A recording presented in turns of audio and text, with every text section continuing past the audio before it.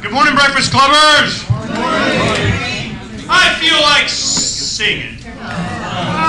Okay. Can you sing along? No. Solo.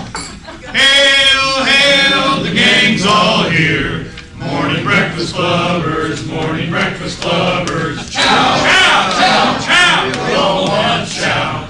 That is what we're here for now. Okay, we are sung up. Okay, now there is an event. What in the world are they spraying? Who wants to talk about that? Hey, somebody gave me this, man. Who did? She already left. Renee. Oh, she already leave? Yeah, she said she had to go get ready for this. How many of you have seen the movie What in the World Are They Spraying? I've seen it, and I'll tell you. Morning. I'll tell you. This is information that you should be aware of, and it's all about the chemtrail thing and all that stuff. And my whole deal on this, as I'm doing radio and so on, people call it, what do you think about fill in the blank? I mean, there's always some conspiracy, what do I think? My thing has always been this. I don't need to know if they would do something. I just need to know what they are, when they're going to do it. If they can. Yeah. There's no moral hurdle these bad guys need to get over. We shouldn't do that because that's bad. We shouldn't do that. That would be wrong. If they can do something that would enhance and expand their scope and power and intrusiveness over you to their benefit, then they are. They are. So that's how I look at the chemtrail thing. Because, yeah, I remember. I'm old enough to know that, it was a vapor trail, contrail. It went away. It didn't burn into a freaking cloud. Okay? So, this is not like a big, giant shock to me to see there's something going on. So, for me, I'm just going, one, if they can, they are. If there's something that's benefiting them, then they are. The other thing is here recently, we just put up it was on Freedom's Phoenix, I bet I can search for it and find it now. The state of Arizona sells a permit for weather modification or spraying in the atmosphere for $100, and you can get it yourself. Wow. So, this came out, and we're going, ooh, really? So we published this, and, of course, it was a popular link and so on. But I always wanted to, and it's on my list of 15 billion things to do, is that I'll go ahead and search for it. Go in the archive, Chemtrail Arizona or something, and hit the archive at the top or whatever. You know what you're doing? I hope so. No, go to the top. Okay. Now, what happens, I go, what if we go to, I think it was the Secretary of State's office where you get this permit. I go, what if you go to, right here, there you go, go to the top, wrong one, one more, no, okay. So, what if we go down there and I get my permit, or they deny it to me? Either way, it's there, I want it, here's my $100. I want to go chemtrail it, man. Or you're not allowed to, you're saying, no, you can't chemtrail. All right, well then who can? Has somebody had to do a Freedom of Information request? Who has gotten this permit? Because there's a freaking permit. So I'm going, okay. It's not doing it right. Yes, it is. Click on search by keyword.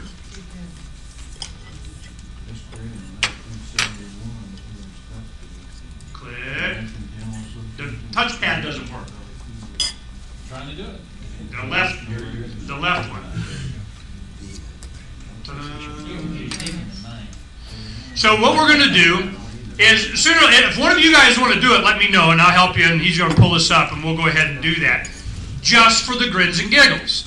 Because what happens, I've done this many times before. Those of you who have known me for the past 20 years, there's always, hello, I'm here to get my permit, and they go, no. And I go, okay. So then you file special action. There's a Supreme Court saying that, you have to, and it's your job, yada, yada, yada, yada. And it's called a Rule 4 special action. That there is a way that you go straight to the Supreme Court under two conditions. One, if the government is required by law to do something that they're not doing, or they're prevented by law from doing something that they are doing. So if they are supposed to do something or not do something, and they don't do their job right, you can go straight to the Supreme Court with a little bitty 1-2 page filing. I've done this 3-4 times. They don't like it because they have to reply. Now, of course, the justices go, put chemtrail Arizona or scroll down, do something. Don't make me do it, man. Arizona weather modification permit. Yeah, what he said. Good memory. So that's one thing that we'll do. Now, if you watch this movie, the one question that I've had, I go, why don't we just, send up a plane and follow the plane? Take a sample. What's in the sample? How hard is this? Well, you got FAA and you're not allowed.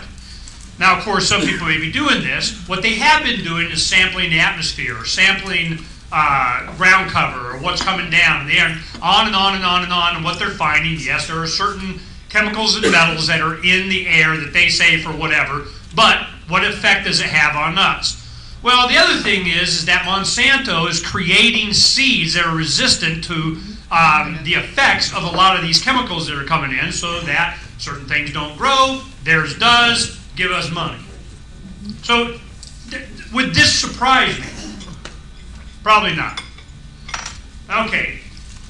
Brewer approved weather modification for Arizona, and anyone can apply and obtain a WX, where that means permit, for $110. Okay, that was $10 off.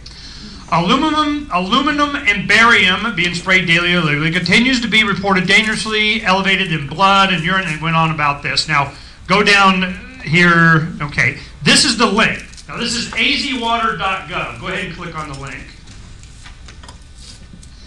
And the license for weather control or cloud modification, $100. The equipment license for weather control or cloud modification is an extra $10. So that's where your $110 comes from.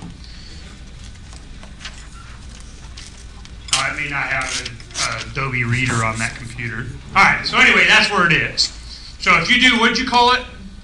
Arizona weather modification. Arizona weather modification. You just do a Google search on that, or certainly on Freedom's Phoenix, it'll come up. So I tell you that because I already know this is real. They're doing this, not later.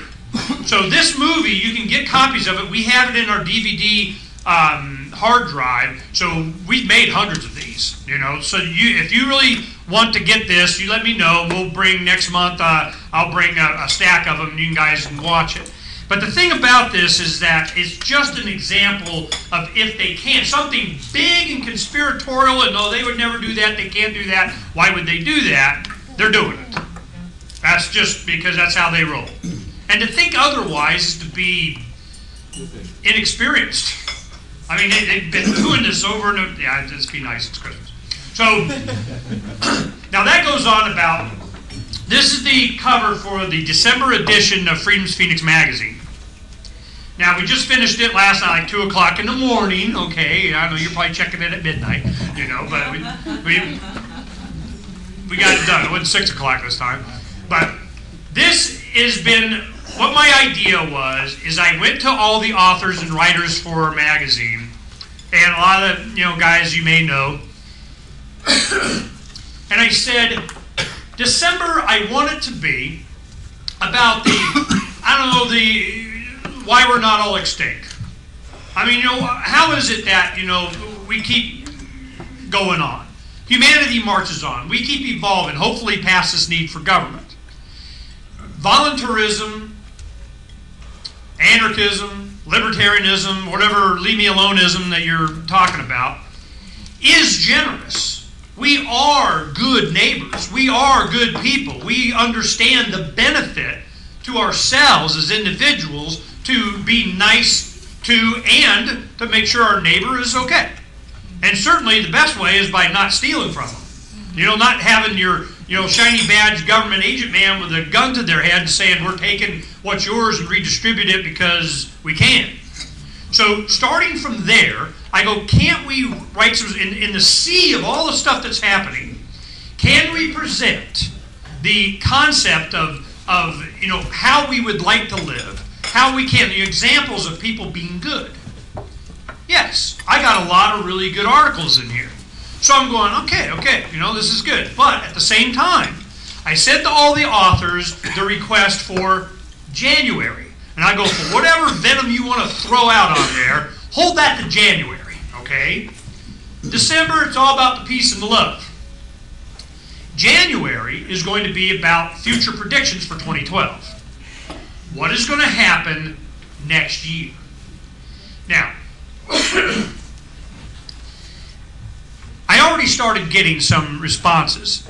People, man, they were, they weren't as enthusiastic sometimes writing for December as they wanted to get it down for January. They were already sent, there's 3 articles that I have. I go, one, that sure as heck isn't getting in December. And I go, but a lot of them, they go, no, this is future predictions. For some reason, they wanted to get in early. It's going to be interesting. I am of the opinion that we all should be able to express our opinion now, because by the time that we come next month, it's January 7th, I think, is the first Saturday. No, okay, that's one thing. Here, I got a schedule here. January 7th is if you're talking about the next ABC. Okay, but I think the first Saturday is the 1st, and I don't want to do it then. No, it isn't. It's a Sunday? It's the 7th. Okay. So the first Saturday is 7th, which means the first Friday is the 6th, the day before. So it's usually like we're up till late last night, getting the magazine done, and then, we drag ourselves in here. Don will be here in a little bit with some invitations and everything to a Christmas party that we're having at our home in Northwest Phoenix next Saturday. So she wanted to make sure you guys got an invite to that. So it's going to be a party. And oh, by the way, everybody goes, what should I bring? What should I bring? Red wine. I wish to be stocked up for the rest of the year. Okay? So you want to make sure that you got, I'm good. There's going to be a table for red wine. I don't care, Rio Needy up to, whatever's not Rio Needy. But, the thing is that, that's what I want. Your payment. So, and I'd like to have more left over after the party than when we started. Okay? Just FYI. So, she'll be here with that. What I want to do today is Renee Houlihan is supposed to be here. She's going to talk, Keith's going to speak about some stuff, and everybody. And what we're going to do today is everybody gets to have an opportunity to say a little bit. So I'm not going to be talking as much as you're used to. But the reason is that I wanted to give you guys an opportunity to, there's a lot of new people in here. You kind of introduce yourself and just give us an idea of what you think. Because right now about is when people start coming in from wintering in the north somewhere, and we're seeing some the old faces starting to come in that we haven't seen for a few months because they've been back east or something. I would like you to share with what people are saying where you're coming from. I'd like you to kind of after Thanksgiving to go, well, my family is all of a sudden not as crazy as I was before, okay? Or there's the questions that are starting to come up, or the community that I live in, my friends are saying. Just share a little bit with us of what's happened over the last year. Because I have been, it's been amazing to me how rapidly people are coming around. And they're seeking me out saying, hey, did you know? Why, yes, I do. Wasn't I the one that told you that? So, but think about it. If you go and you start beating people over the head, they get defensive, they dig their foxhole deeper, they put sandbags around, and they start defending their position. What I've learned after 20 years of this is that if you just plant seeds, use base principles, you kind of point them in a direction. You send them a Ron Paul video or something. Or you do just a little bit, just to get the idea, concept in their head, let them evolve to the answer. If you're always pounding it on them, they're going to be resistant. It's going to be heck no before you even finish saying whatever you're saying because you're just a dick. Ooh, did I say that out loud? Yeah. So, and you know what I mean. But if you can just take your ego and all your I know and you don't and kind of, and set that crap aside, the world is going to convince them. I mean, they're getting beat up against the forehead right, not later. So I'm interested in those of you that have been able to just be, you know, a touchstone for a lot of this stuff, to be able to share with me what has changed. What are they saying? Who were they blaming? The Occupy Phoenix thing that started here has been going on. We took the time, a lot of us, to go down there and spend time with them. And last month we had gentlemen here and such. We knew where this was going. You know, it's eventually going to devolve into whoever's going to fund them to stay there, and they and we want and give me and, you know, we need and deserve and whatever. But if we could take enough time to plant some seeds, give them some information so that they are just like parts of your family, that later, as you're sitting around the Thanksgiving table, all of a sudden they're coming up with the, hey, did you see this, did you know this about, did you understand, do you see what they're, see my point? Government is a cattle prod driving the herd to us. I don't know how else to put it. I mean, you know, so I've always been, hey man, when they make it to the Liberty Tree, you just want to make sure that that Liberty Tree is not, you know, scarred up and dead and hacked to pieces. You want to guard the principles of liberty and make it clear what it's all about, so that when they get there, you know they've arrived home. So hopefully you can be home. Safe, secure, make them feel wonderful. Now, coming up, now that Renee's here, we can start. So what I want to do is there's an event coming on the 15th of December, which I think is a Thursday, right? Yes, it is. Yeah, yes it is. Thank you. Go ahead and come up here, Renee. Renee's been working with Alan Corwin on every year for like past decade. There has been the celebration of the Bill of Rights. They do a reading, they have some speakers, and it's an event. Now Renee, fortunately for all of us, has been involved with, you know, kind of coordinating a lot of this stuff, because if she didn't, somebody else would have. Go ahead. So Ernie said that I could speak as long as I wanted, as long as I'm not boring. So I'll be speaking for a really long time. No. So anyway, one of the things, the Bill of Rights is for everybody. It's not just a Republican thing. So I want to encourage everybody that is interested in going to come, because and bring your liberal friends or whoever, because it's really for us, all of us. And we want to break out of this left-right paradigm, you know, the right and the left, and the one, we're the good guys, they're the bad guys. I don't think the right and the left are really our problem, our issue. It's the bad guys who have all the money, and then us, the people. And so we want to focus on our rights. So we have Charles Goyette. He's going to be speaking. Yay! And he does break us out of that right-left paradigm. And then Chris Bliss, and he's the one that has petitioned for the monument of the Bill of Rights monument, and they're getting ready to have the artists make this Bill of Rights monument here in Arizona. That wasn't the legislatures that had to give an okay on that. So yeah, he'll tell you all about that. So please come to the Bill of Rights and support the rights, and get your liberal friends to come. Let's get out of this right-left thing. Now, it's at Deer Valley Church, and that is off of Greenway and 39th Avenue. And if you go, we'll have something on Freedom's Phoenix for the exact address.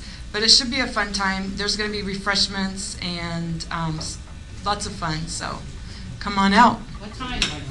It's at 6 o'clock, and it's $15. So it's at 6. And if you have information that you want to disperse, we do have table space available for free. So whatever you want, you're peddling your goods. If it has anything to do with liberty, come on. Any drinks there? There's not going to be any drinks other than Kool-Aid. No, that's a joke. There won't be any alcoholic beverages, but there will be, drinks. So drinks and snacks.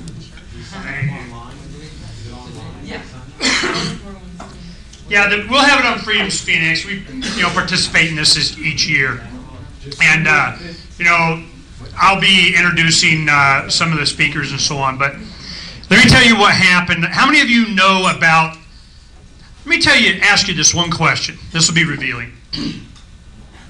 How many in Washington, D.C., throughout the United States and so on, how many of you know how many monuments to the Bill of Rights there are? Powell says there's 2. Where are they?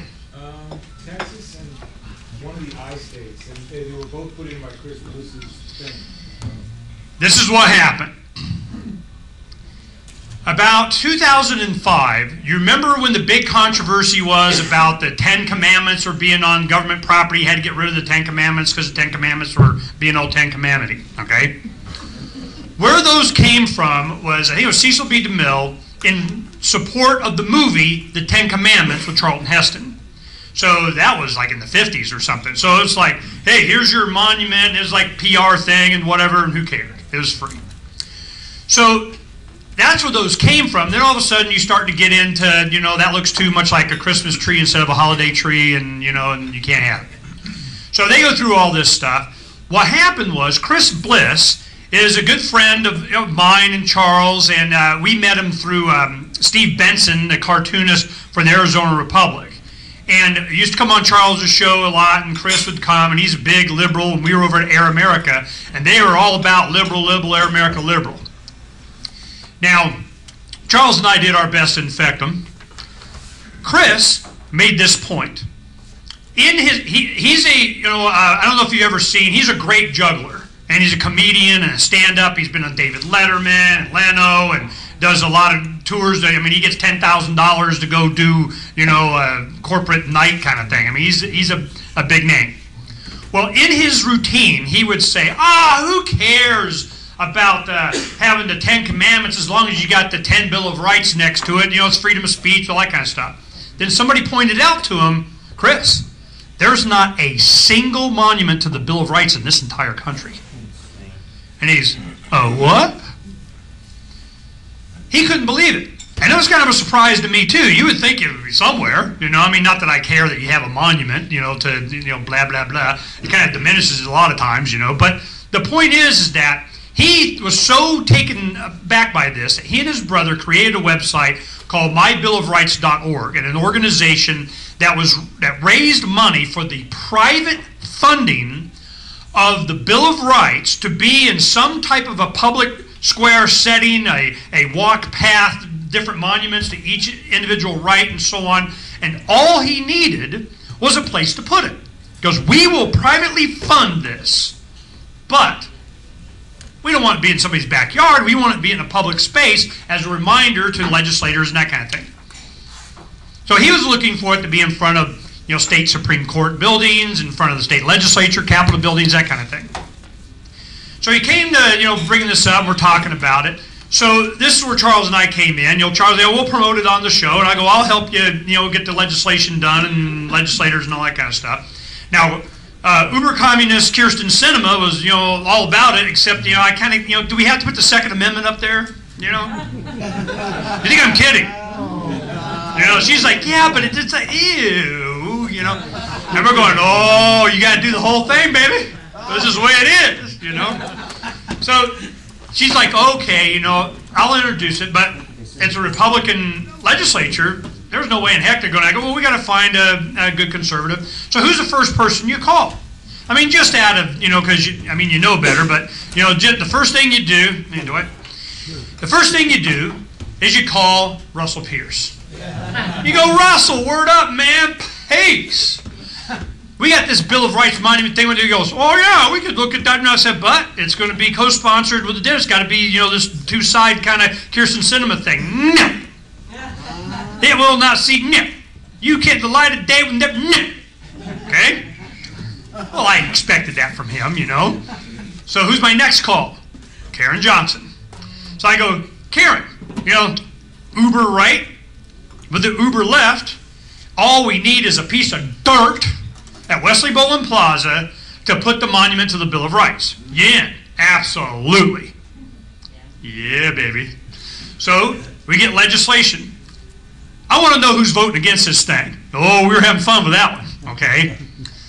So it passes the I think the House and the Senate, finally when it gets to final approval and everything, Russell Pierce, hell no, are we going to have a monument to the Bill of Rights with any Democrat getting credit for anything?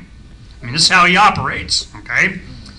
So they killed the bill, did a strike all, took all the legislation, put it into another bill that didn't have any Democrats on it, okay? Then they passed it. Now, Kirsten was cool about it. She's like, yeah, I don't care. Just, she didn't really care. And she's like, yeah, it just shows them for what they are anyway. So that's how the dirt at Wesley Bowling Plaza got allocated to do this privately funded monument. But you'll feel a lot better that it doesn't have any Democrats on it, okay? I'm so glad, whatever. Anyway. So what happens is, now we have to go through the approval process and all that kind of stuff. Well, it was only a few weeks ago that the state grounds, whatever the heck it is, did the final approval for where it's going to go, the approval of the design and all that done.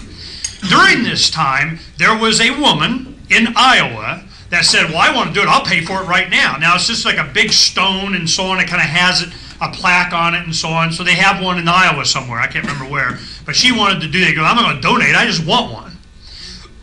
Texas, Chris even moved to Austin to be there at the Capitol to walk this through. Texas also approved it, and they're in the design for that. And it's a big, giant mall. It's probably half the size of this restaurant. And it's just a big, water feature kind of, each amendment has its own contemplating, bench table kind of thing. Now, the one here in Arizona is nice, and it's big monoliths of stone that, kind of red, rocky sandstone kind of deal that will be around, I think, where the Vietnam Memorial is over on the Capitol lawn. So, cool, right? I get a call from Chris, and he said, hey, man, Alan said he's thinking of not doing the Bill of Rights Day. We got to do something. I'm coming there to do a show and this and that, it's rock and roll. So we worked it out. I said, yeah, we'll do something. And finally, Alan got with Renee and got some help, and so they did it. So December 15th, we're hopefully going to have our RV all designed and finished. It's all primed and ready and stuff, so I can do the final coat and designs on it. So we'll probably unveil that there. We'll have a big woohoo, at the Bill of Rights Day. We'll be participating, passing out all our trinkets and trash and stuff, and make sure everybody gets whatever. But this is going to be heavily attended by the Tea Party, okay? This is going to be all Tea Party. And, let's go bomb Iran people or something, okay? Now, the thing is that I'm going, all right, it'll be interesting. Having Charles Goyette as one of the main speakers is going to hurt, because he is going to make it very clear what's really going on. A lot of people think they know what's going on, but they don't. Now, I talked to Charles just yesterday. I got a review galley copy from the publisher of his new book. So I haven't even opened it up to start reading it yet. So all he wanted was, what kind of stuff did they send with it. We scanned everything in and sent to him, what the promotional packet is, the media and so on. So, and I come to find out that these galley copies, especially with New York Times bestselling authors, are worth money. So I'm like, keeping it. I might not even open it. I'm like, no, I'll put it in cellophane, and I'm going to sell it. Probably not. So anyway, his original book, he had it, signed it to me as the first copy. First copy, I'm like, yeah, baby. Of course, I might be the first one of 13 or 15 others that are first one, but, at least it says that. So The Dollar Meltdown was a New York Times bestseller. It was translated in many languages, including Korean and Chinese. The Chinese, man, that got sold. They got a bunch of people over there who want to know what happened. So you got The Dollar Meltdown by Charles Goyette in Chinese. Guess who knows what happened? The Chinese. Now, this book is about freedom. It's called Red and Blue and Broke All Over. I love it. Now, it has the picture of, go ahead and see if you can find it on there. That's red and blue, but you can go to Amazon or something and find it. Hit the button on the bottom left. Hit the button. Button. All right, that button. Turn it off.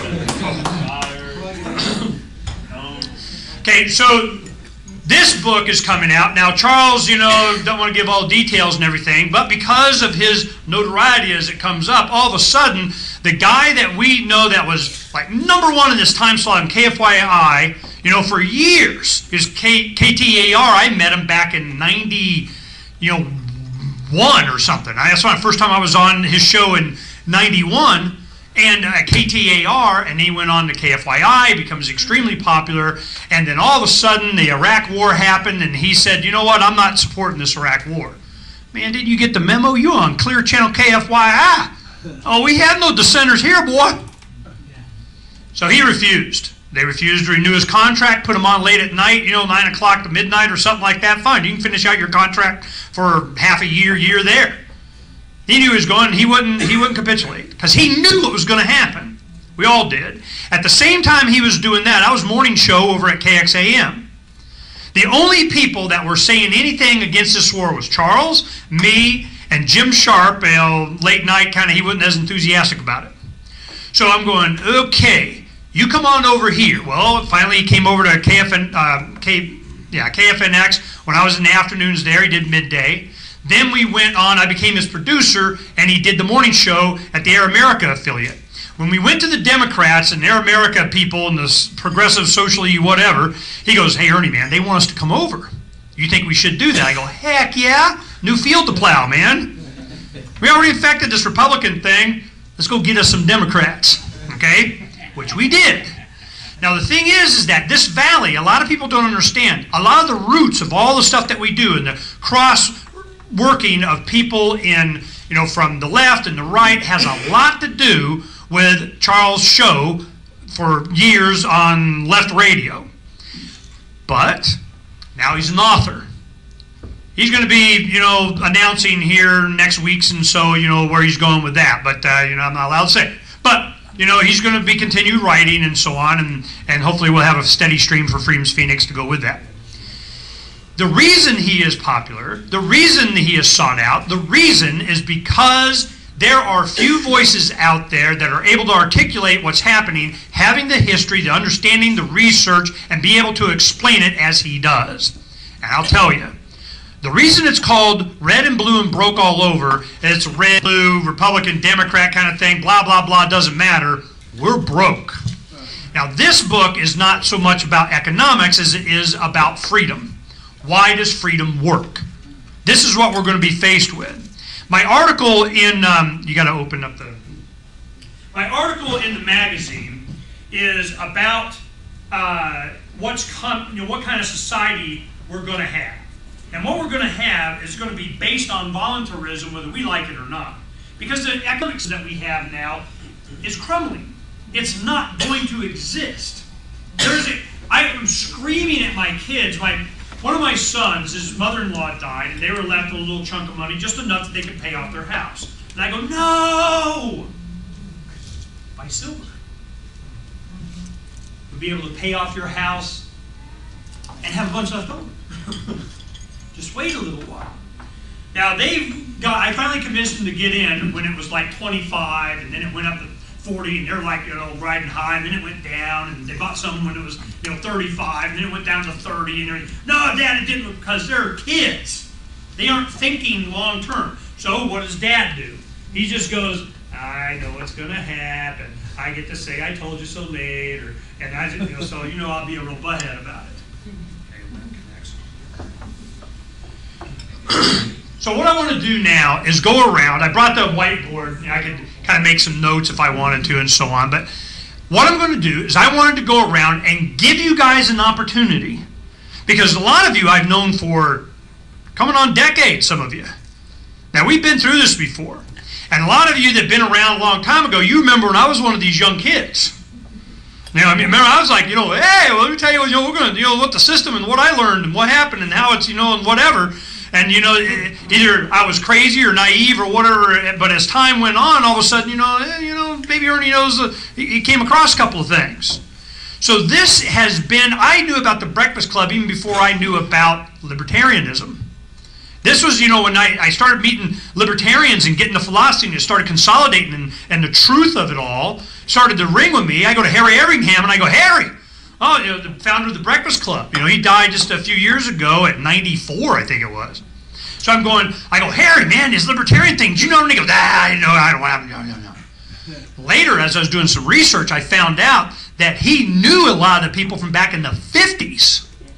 And the reason he had a distaste for the libertarian philosophy was because they were so effective in pulling some of the best activists from the conservative movement and them coming away learning that all government was bad, even with an R after it. That was his problem. He was like, look, man, we need to have a government that is, populated by the good guys. The question never entered into he would allow to take root because, different generation, is what's happening now is that it's not who's in charge of government, it's the government. It's the idea of government. There is a graphic I'll show you here in a little bit once we get going here of the shirt that we have. We do a lot of these. It's like governments don't work, I want my money back. And it has that graph on it. And I've made it into this magazine. So this is what's happening right now. And when they do this one, what do they call this authorization bill they just voted on in the Senate? Military. Defense Authorization. Military. National Defense Authorization Act. How many of you don't know what that is? Oh. Well, let me just sum it up for Karen. What they did is they, blah, blah, blah, budget, financing, military, whatever their excuse was. In there, it makes it legal, screw the Constitution, Bill of Rights and all that stuff. It makes it legal for the military to go on the battlefield Earth, including the United States, to go anywhere in the world, including the United States, and arrest you, take you away, even rendition you to another country without trial or anything else, and torture or murder you, and no recourse. Indefinitely. Yeah, you'd be dead indefinitely. Okay? No, you can be detained indefinitely without. They already have the ability to kill anybody they want to order a president. You think they wouldn't combine the two? That's why the act says they have to go to a judge, a federal judge, and get a review. That's comforting. Okay, now this is what they're talking about. There is a thing called a writ of habeas corpus, which means produce the body. They're saying that they are complying with habeas corpus by going to the judge, go, because habeas corpus should not be the end of the process. It's the beginning of due process. It's the first thing that happens. They go, oh yeah, it's the first thing and the last thing. So this is what's going on. And whatever their excuse or reasoning is and so on, it's very interesting for one thing. Only 2 Republican senators voted against it. The double digits of Democrats have voted against it. All the rest of the Republicans. So it's over 60 senators out of 100 voted for this. Now, Obama's saying, I'm going to veto it and everything, and whether it passes the House or not, we'll see. But that's not, that's shiny objects. That's distraction. That's over here. That's be afeared, okay? I guarantee, this is how it always works, and those of you who've been around a while know this to be true. This will either pass, big shock, or they'll take that one part out. And you go, whew, we won. But you just got to look at the rest of the bill. So this is, it's just more and more and more of this. So they've already admitted that the President of the United States, be he Democrat, Republican, whoever, they never give up power, has the ability to target U.S. citizens around the world and say, kill him. Dead. In fact, they've already done it. In fact, they did it to the one guy that they did it to his 16-year-old son. Did you guys even know that? Yes. They target the imam, whatever, bearded guy. What's his name? Yeah, Alaki. So Alaki, they get him. Oh, that wasn't good enough. They got to kill his 16-year-old son, so they targeted his 16-year-old son. These are U.S. citizens. Yay, but they were Muslim. And then you got Santorum. Is that his name? Santorum. Santorum up there going, yeah, we gotta, profile Muslims and so on. Yeah, of course, they're the first ones to get. I mean, in a national debate, the whole time Ron Paul's sitting there going, Crazy. they're getting him on camera. He's like, yeah, we'll see, that's what I'm talking about, So on the 10th, when we have our party, it's also one of the GOP debates. So we'll have that on in the house somewhere, so you can yell at the TV or whatever. But, we'll just enjoy ourselves. Oh, yeah, Duggar's bringing his music and everything. We're going to have karaoke, so start practicing. It's not unusual to be loved. Okay, so yeah, it's got to be deep for me, man. It's got to be Engelbert Humperdinck or Dean Martin or, somebody. So we're going to go ahead and have some. I tried to do Journey last time. It didn't work out well. John wants to sing. Don't stop believing. Yeah, see, that didn't work. So we're going to go ahead. We'll have some fun with that. So it's going to get a lot worse. The Bill of Rights being celebrated now, it's like, what's left? And the one thing that I always hear, they go, well, at least they're not quartering troops in your home. And I would bring that up in years past, and I said, back in the late 90s, I said, well, at least they're not quartering troops in your home. And then somebody brought this up. They go, yeah? They already have. I go, when did they do that? They go, during the Waco siege. When they did the Waco siege, all the farms and everybody around, anybody within anywhere around them, they just took over their homes, moved the troops in, and said, sucks to be you. And I go, really? Okay. Well, when they're wearing, their combat whatever, and their camo, and got tanks and so on, I guess that counts. So when they want to, they will. And they don't care what, pieces of paper say. So that's where we're going. I'm hoping that you'll get an opportunity to read the magazine, because the whole point that we're making in that thing is that culture is what's going to define our future. Not pieces of paper and legislation. Of course they were going to do this. A lot of us are libertarians for years, and we've been warning this is going to happen. It's not if we're in Nazi Germany in the 30s, it's which year. Every one of these pieces of legislation has a parallel, in Nazi Germany. We have our Reichstag fire, 9/11. We have Patriot Act, which is blah, blah, blah, from them. We have, these detaining, getting gun control, doing property, seizing, road blocking, checkpointing, anal probe, airporting, kind of whatever, okay? Here we go. Now what? Some people would argue that there needs to be violent resistance. Against whom? These jackbooted thugs are as much victims as we are. I know, a lot of people, you think, yeah, blah, blah, blah, but they're not on the front lines like, people like me and Tom and Dean and Shelton and Renee and Pal and so on. I mean, we're there. I look these guys in the face. Hello, okay? I talk to their commanders and all this kind of stuff. We have meetings and everything, and I'll tell you, they don't like their job. They hate being there. They don't like what they're being told to do. They don't like, what their comrades are doing. But I tell you, they like their job more than, or feeding their family more than they worry about what you think of them, especially when they don't have to have any identifying features and got masks on and no badges and all that kind of crap. And a lot of this, when you start seeing people, especially if you can't tell who they are or recognize them, they're shipped in. Oftentimes, these are police from all over the country. Certainly around the state. They deputize them in some way, and here they come. I'll tell you this one story, and then we'll get to your comments. How many of you heard on the media, and television, radio, newspapers, they made a big deal out of this. Occupy Phoenix advocates shooting cops. Did you guys hear about that? Yeah. Well, let me tell you the rest of the story. On Freedom's Phoenix, it was first published on Cop Block. It was an article by Larkin Rose, which is a well-known anti-tax, freaking I hate the government, I'm anarchist, voluntarist, kind of leave me alone guy. And he's very articulate. He writes really good articles. And what he did is, the title was, When Should You Shoot a Cop?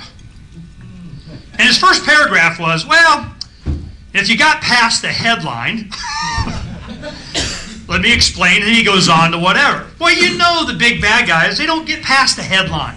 They don't care what what the rest of it says, they just wanted the headline. So what happened was, somebody, and his initials were Chris Broughton, took and made a bunch of copies of this, and he started passing it out at different functions or something. I'm not even sure he actually did it at Occupy Phoenix. It wouldn't surprise me, but, you know, it was passed out. Well, of course, the Fusion Center, which is Arizona Terrorism Task Force de la, you know, Homeland Security, combined all local law enforcement, we rule you people, okay? They have took this and they put it out through the sheriff's department to the media and said, look, the Occupy Phoenix people want to shoot cops. Now, what they didn't realize is that we have people like, you know, like on Freedom's Phoenix, okay? And we know the truth. If you read the article, it basically says this: when is it time to shoot cops? And the point he was making, he said, when you're standing in the door of the cattle car, it's sometime before the door closes. Seriously, that's what it was about. You know, when should you resist authority? It's sometime before it goes click, okay? FYI. This argument, they definitely didn't want to get out there. But they didn't read it, or they just couldn't understand it. It was just, you know, shooting cops. So what happened is they made a big deal out of this. It didn't even occur to them that people might actually read it, okay? Well, of course, it's available all over the internet. They do a search on it. You know, what are they talking about? It's on Freedom's Phoenix. You know, a bunch of legislators are on there. We have over 2,000 media that subscribe daily to our dispatch across the country. So this was not unknown. When they did this, it exploded, and everybody actually read it. What it also exposed is that the guys from Cop Block called the Fusion Center here, recording them on YouTube in the conversation. I am recording this and videotaping. I'd like to ask you some questions. What's your name? Officer. Okay. So it went on from there, and Ademo was cool about it, you know, got some good information. Also, what they didn't anticipate is over a year ago, there was an operation called Defuse. It was Kathleen Bleich and John Bush traveled the country, going to these fusion centers, interviewing any and everybody they could to demonstrate to people that they even existed. Now, during the 90s, we called these multi-jurisdictional task forces. And I remember the right was all up and on. Oh, you got to have local police. You can't have central command. This is exactly what Jack McLam and Bo Greitz and all these guys were talking about in Operation Vampire Killer 2000 and all this, warning of police and military against the New World Order was that right. They said, if you don't stop this, you will have a central command from back in wherever, you know, Washington, Brussels, where the heck, Geneva, who, you know, Lord knows whatever. You're going to have them controlled at the local level and just be an arm of the will of whatever. And you will lose local control. Ah, you bunch of conspiracy nuts, that'll never happen. Homeland Security comes in, they call them fusion centers. Well, we got them, I knew who to call and so on, we set it up. A 45-minute interview on videotape of them talking to the lieutenant in charge of the fusion center up here by Deer Valley. So what we did is we took Shoot a Cop, the video of them interviewing the guys at the Fusion Center on the phone from Cop Block, and a year ago the video of them talking to the lieutenant, and got all that in one post and sent it out to the planet and go, yes, these places exist. Then Charles Goyette wrote a little piece that went on Lou Rockwell blog that, you know, kind of linked everything together and so on. We put that all in there and sent that out again. Then I took that and sent it to Hal DeKaiser, the Chief of Staff for District 6 City Council, Sal DeCiccio, and said, who's in charge? So I took all this information, and the question that I asked was simple.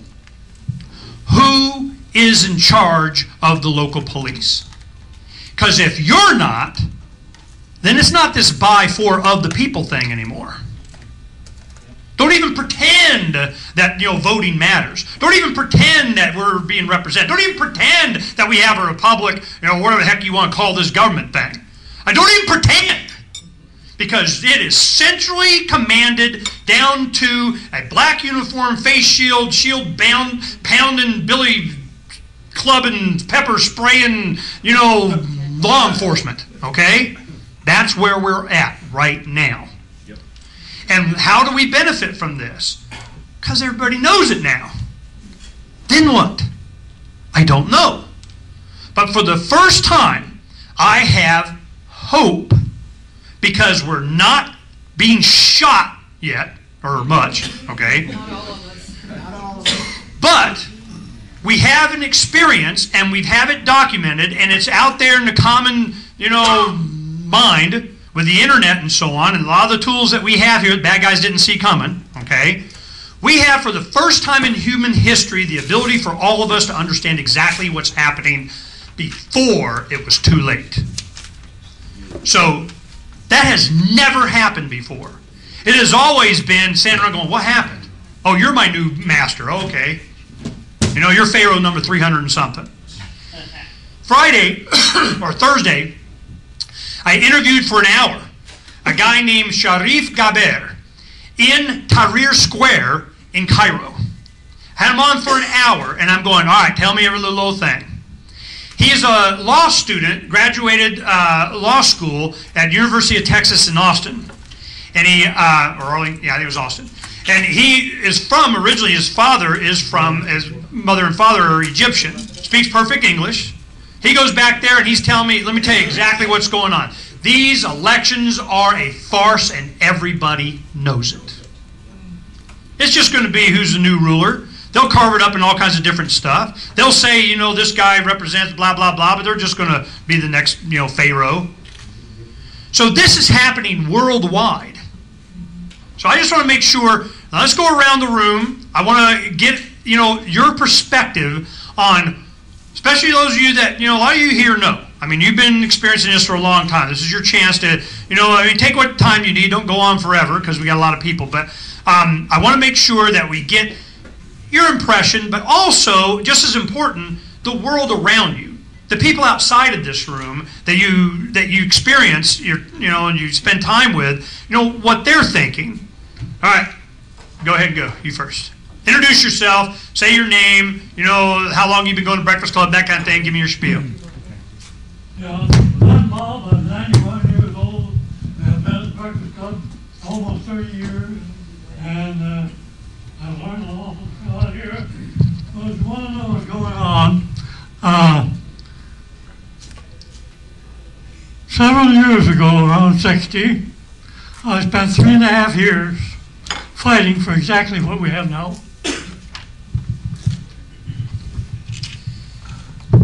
Do you think it's going to get worse?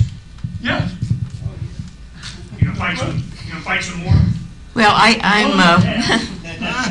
I'm Beryl Rousseau, and I've been with the Breakfast Club for I don't know how many years, and decades. Yeah, right. And well, actually, it's been a long, long time. But what I'm really concerned of, really, is the one world government money.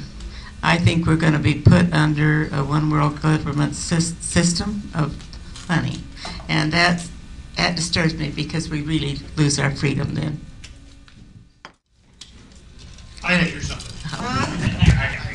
Yeah. Yeah. He gives up. On with it. I'm Thomas Rick. I've been on about 4 years. Yeah, loud without mic. I got to come about Bears areas. No, not 4 years. That's all in my call.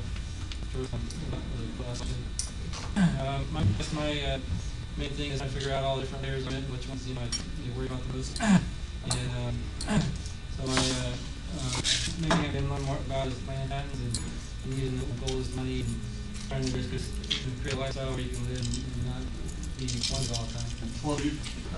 Tom's created a website, libertytrade.net. It's kind of a combination of eBay and Craigslist that allows you to determine currency you're willing to pay.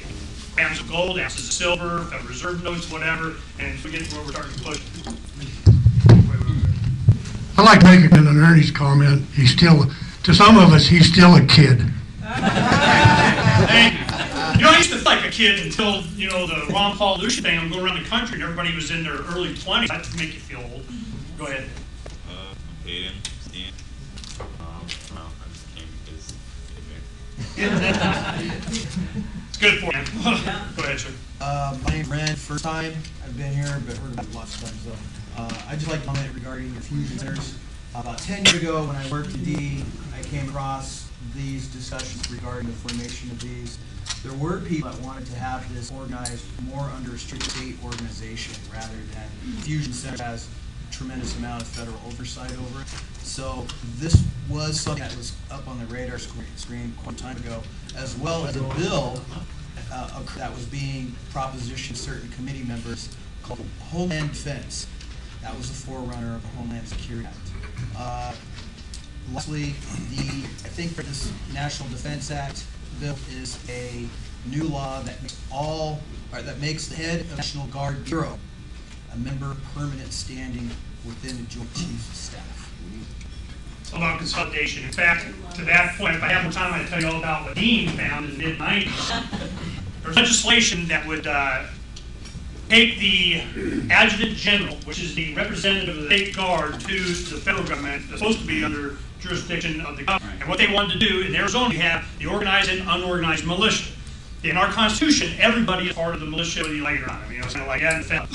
What happened was this legislation would give control of all of us. Unorganized militia would mean anybody that had a firearm under the control of the Adjutant General, who might as well just say nationalized the federal government. Dean got up, we all went to this meeting. He gets up and he says, I'm here to speak about it. And the second first sentence, the Adjutant General got up and ran to the front where the legislators were. Oh, never mind, we're pulling it. They thought they were going to sneak it through. And we went up, we had safe segments for everyone. Dean got up and talked. By us mentioning it, that's what stopped this then. But we knew 15 points wanted this. Ann Simpson's been coming here longer than Ernie. And lately I've been trying to cheer people up. Some people get awful depressed. And you got to keep your sense of humor here, you know. Don't go into deep depression over this, do something about it. Makes you feel better. I'm Joel, and I've been coming here for a long time, and this is for you, Ernie. Your comments on the kill switch, that the president can say, no more internet. Your comments that you've heard and... Can they? That's an answer. Whenever they think it would serve their interest. Can do now. They did it to Libya. When I was on the air in 03 or something, all of a sudden, you guys remember that? Kind of just a doink Gaddafi and give him whatever. They just cut off an entire country. You guys remember when in the Mediterranean, all of a sudden 3 fiber optic cables just got severed and all of India went down? You guys remember that? They didn't talk about it a lot, did they? All of a sudden they went to dial-up. They didn't like that. So it's not like they, can. They already have. So if they want to kill, and that's what this legislation coming out now is, they want to give them the capacity to turn off websites. They could just say, we don't like Freedom's Phoenix because he used a copyright picture or something or whatever, boom, and they just shut you off. Capacity is coming. Now first they'll say, well, we'll be able to do it in foreign countries. What it comes down to is that a private company goes to and gets an order or something that has the local ISP won't forward any of your stuff. It just shuts you off. This is, they're doing it now. They're getting set up for it. Yes, sir. I'm Mark, West Side of Phoenix. I think I attended SB 1070, First Breakfast Club. I'd like to thank you for Freedom Phoenix. It's the best website, I think, on the web. Thank you. And you turned me into a libertarian/anarchist. I think I might be an unprivileged editor and things to say. I know, what's that joke, the difference between a libertarian and an anarchist is about 2 or 3 election cycles if you're paying attention. Dwight. I'm Dwight. I remember my mom dragging me to this place when I was about probably in 1972. I'm going, what is it? What are all of these old people? and a note on McLam. He actually started the officer friendly thing when I was teaching at high school, and he came up to me and said, "What do you think of this?" And I go, "Mark, you're crazy. What are you doing?" And we were both into the movement, if you will, and ever since, and then he moved on, and I've gone different directions. But it's alive. There's a lot of stuff out there going on, and we try to get him to be you know, the sheriff, and that was a hard push and everything, but you know, he's still alive too. He's up in Idaho and doing his thing. So you look at his website and check him out once in a while. Yeah, a lot of us stay in touch with Jack. I've interviewed him several times, not too long ago too. But his health is starting to fail. You know, I think he has diabetes too, and it's, you know, so he's only good for like a couple hours a day. You know, he can keep his mind concentrated. You know, but he was a big asset and inspiration to a lot of people for a long time, and he was definitely way ahead of the curve on a lot of this stuff. He saw it coming because he knew. His whole point was this. There is always a tip of the spear for all of this oppression and tyranny and stuff that happens. Always. It's the guy with the uniform, you know, the fine hat and the gun. And it's the police and the military. And they are going to be required to violate their oath of office to bring about whatever it is that they want. And he defined that and described it as much as he could. Warren, here it is. So, you know, do you really think Jack is going around, yay, I was right? No. That's not Jack. Yes, sir. You okay? Dan Gutenkopf, I've been an activist since the early 90s, coming to the Arizona Breakfast Club when Harry Everingham was heading things up, and I've seen a lot of transition then. Ernie deserves some acknowledgement for picking up when Harry got too old to carry on.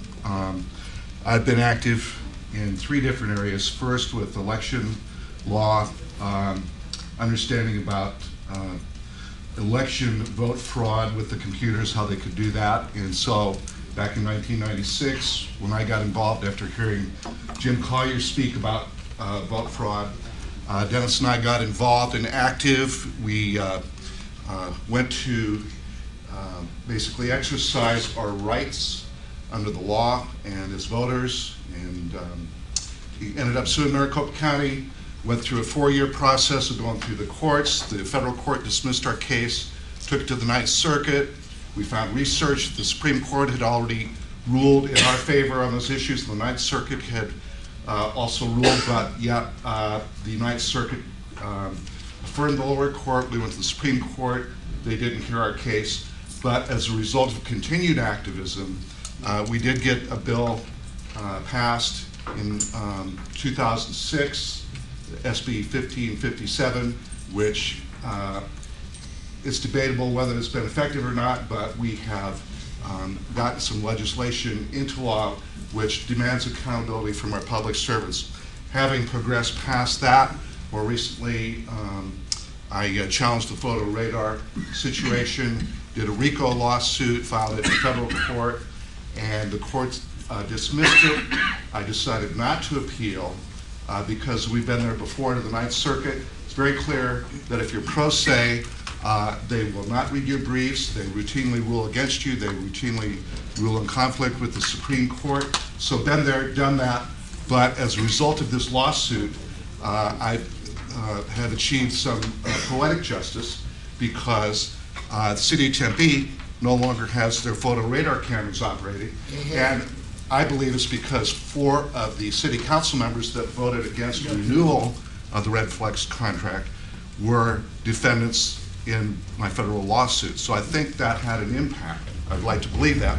And also Jonathan Lass from the Weekly Standard contacted me. He was wanting to know the update on my lawsuit shortly after he didn't realize it had been dismissed.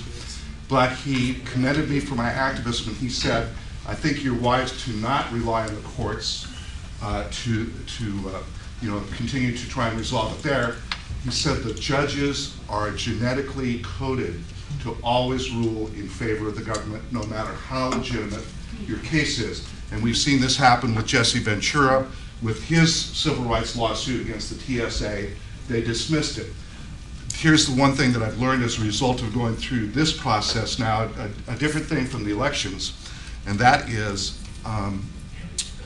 the various attorneys that I went to talk to after the case was dismissed and 1 minute. Okay, they said basically you're right to not go through the courts. The legislature is more powerful than the courts. So that is my next direction, is to go to the legislature and try and get the ban, which they're already in support of, a statewide ban here in Arizona.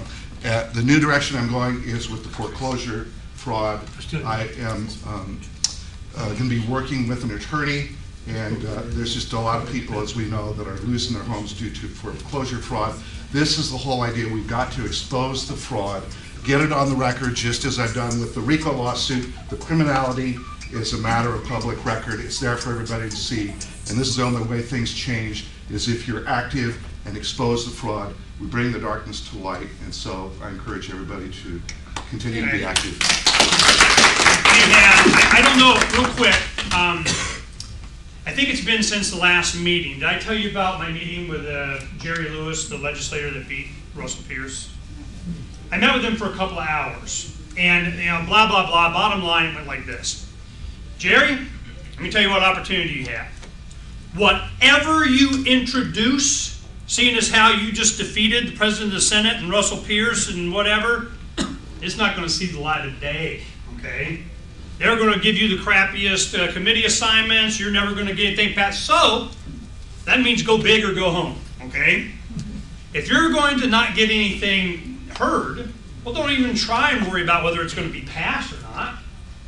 Go big. So we had a discussion about some legislation. You got something big and foreclosing, let me know. I give you his email. Remind me, send me an email, and I'll forward it. You guys can whatever. Because I'm talking about elimination of property tax, fully informed jury stuff, on and on and on. We have a long list of the initiatives that we've been filing for the past, 15, 20 years. So I go, this stuff. So just last night I was sent an email by Karen Johnson about North Dakota just put on the ballot, it qualified for a ballot, an initiative to repeal the property tax. Yeah. So North Dakota is like, they're like, the government don't like that one bit. Now, of course, that goes to the ballot unless they get the election fraud. You know what's going to happen. So I sent that to Jerry late last night, and I go, "You wouldn't be alone," So he responded, "Wow, that's yeah, we'll see what happens." Okay. So it is an opportunity with the person that beat ears to go big with big introductions of legislation that would free us and get a lot of national, if not international, attention because of what he just did. Does that mean it'll get heard or passed? Heck no. But, you're confusing me with somebody that cares, One final point, and that's Judge Napolitano's book, Constitutional Chaos, When the Government Breaks Its Own Laws. He says when government breaks the law, government is not your friend. His solution is sue the bastards and defend the Constitution. Read his book. Do something. Les, it's good to see you, man. Yeah, Les Land, I've been this is the shave Les. Oh, yeah. The village idiot is whatever village idiot, I'm the idiot. Yeah, I spent most of the summer up in Minnesota, North Dakota. They're very familiar with that. I got sort of involved got roped into it anyway with the Tea Party, and I kind of told them I'm a bad influence up here because I'm not a Tea Party guy, I'm a libertarian. Was part of the group, got Richard Mack up there, which was very, very good. And we got him to 2 places there, introduced to a lot. He was introduced by a deputy sheriff from a small county up there, from Pennington County. Asked Brad if he was going to get fired for it. He said no. So those are some positive things that are up there with Sheriff Mack, explaining the powers of the sheriff. That's kind of what I'm on now, is trying to let people know how powerful the sheriff is. Involved with a group of the farmers up there. They call themselves the pothole farmers up in North Dakota. They're very well aware of Agenda 21. Very well aware. North Dakota's fighting the EPA. They're doing a lot of good things up there. A lot of bad things too, by the way. But so just kind of trying to be you. We got a city councilman in Grand Forks, North Dakota. I call him Ernest Hancock in North Dakota. Derek Bierke. He's very, very good. Very libertarian. Very good looking. Very good looking. Well, of course, he wouldn't be like Ernie if he wasn't very good. That's right. Except he's kind of follicle challenge. But other than that, he's very, very good. But they have their city council meetings televised on the public TV, kind of like they do here. And I did point out to him about the comprehensive annual financial reports. And Terry knew about them. And Terry mentions them almost every chance he gets because of the financial thing. So whatever it is we've been doing down here for the last 30 years, I guess, is, I don't know, paying off in a small way, I guess, because at least we're getting somebody to talk about it. Nothing big, I'm major, glad you're serious. up there. But Thank you, Les. George. Good morning, my name is George. I feel privileged to be amongst you guys and amongst the enlightened I went from being engineering George to conspiracy George in law school. And it was kind of funny and ironic, the things that kind of shook me, that they don't even discuss where our Bill of Rights come from.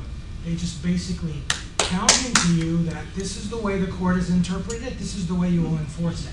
So you have no foundation or roots for even people that were disassociated with history to know why we've come to where we came from to where we're going to. Anyway, to be on point with your reflection on what people have been thinking or saying.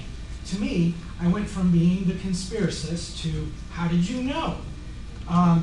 They kind of sense, at least from what I'm viewing right now, is that something is wrong, and they either go through one or two things. They say it's the other party's fault, and they blame it. They get into this polarization, or they start rationalizing if they're not willing to accept the possibility that things are not working in their interest. For example, they'll rationalize, like the Occupy Wall Street movement, that people are being arrested and evicted. Well, they're just not following the laws. They didn't get a permit. Yeah, they need it. Exactly. They start rationalizing, and I said, "Are you sure about that? Are you sure that you're just not being safe and not really questioning authority and what they're doing?" So I think what's refreshing is I'm starting to notice that people are detecting now that something is wrong.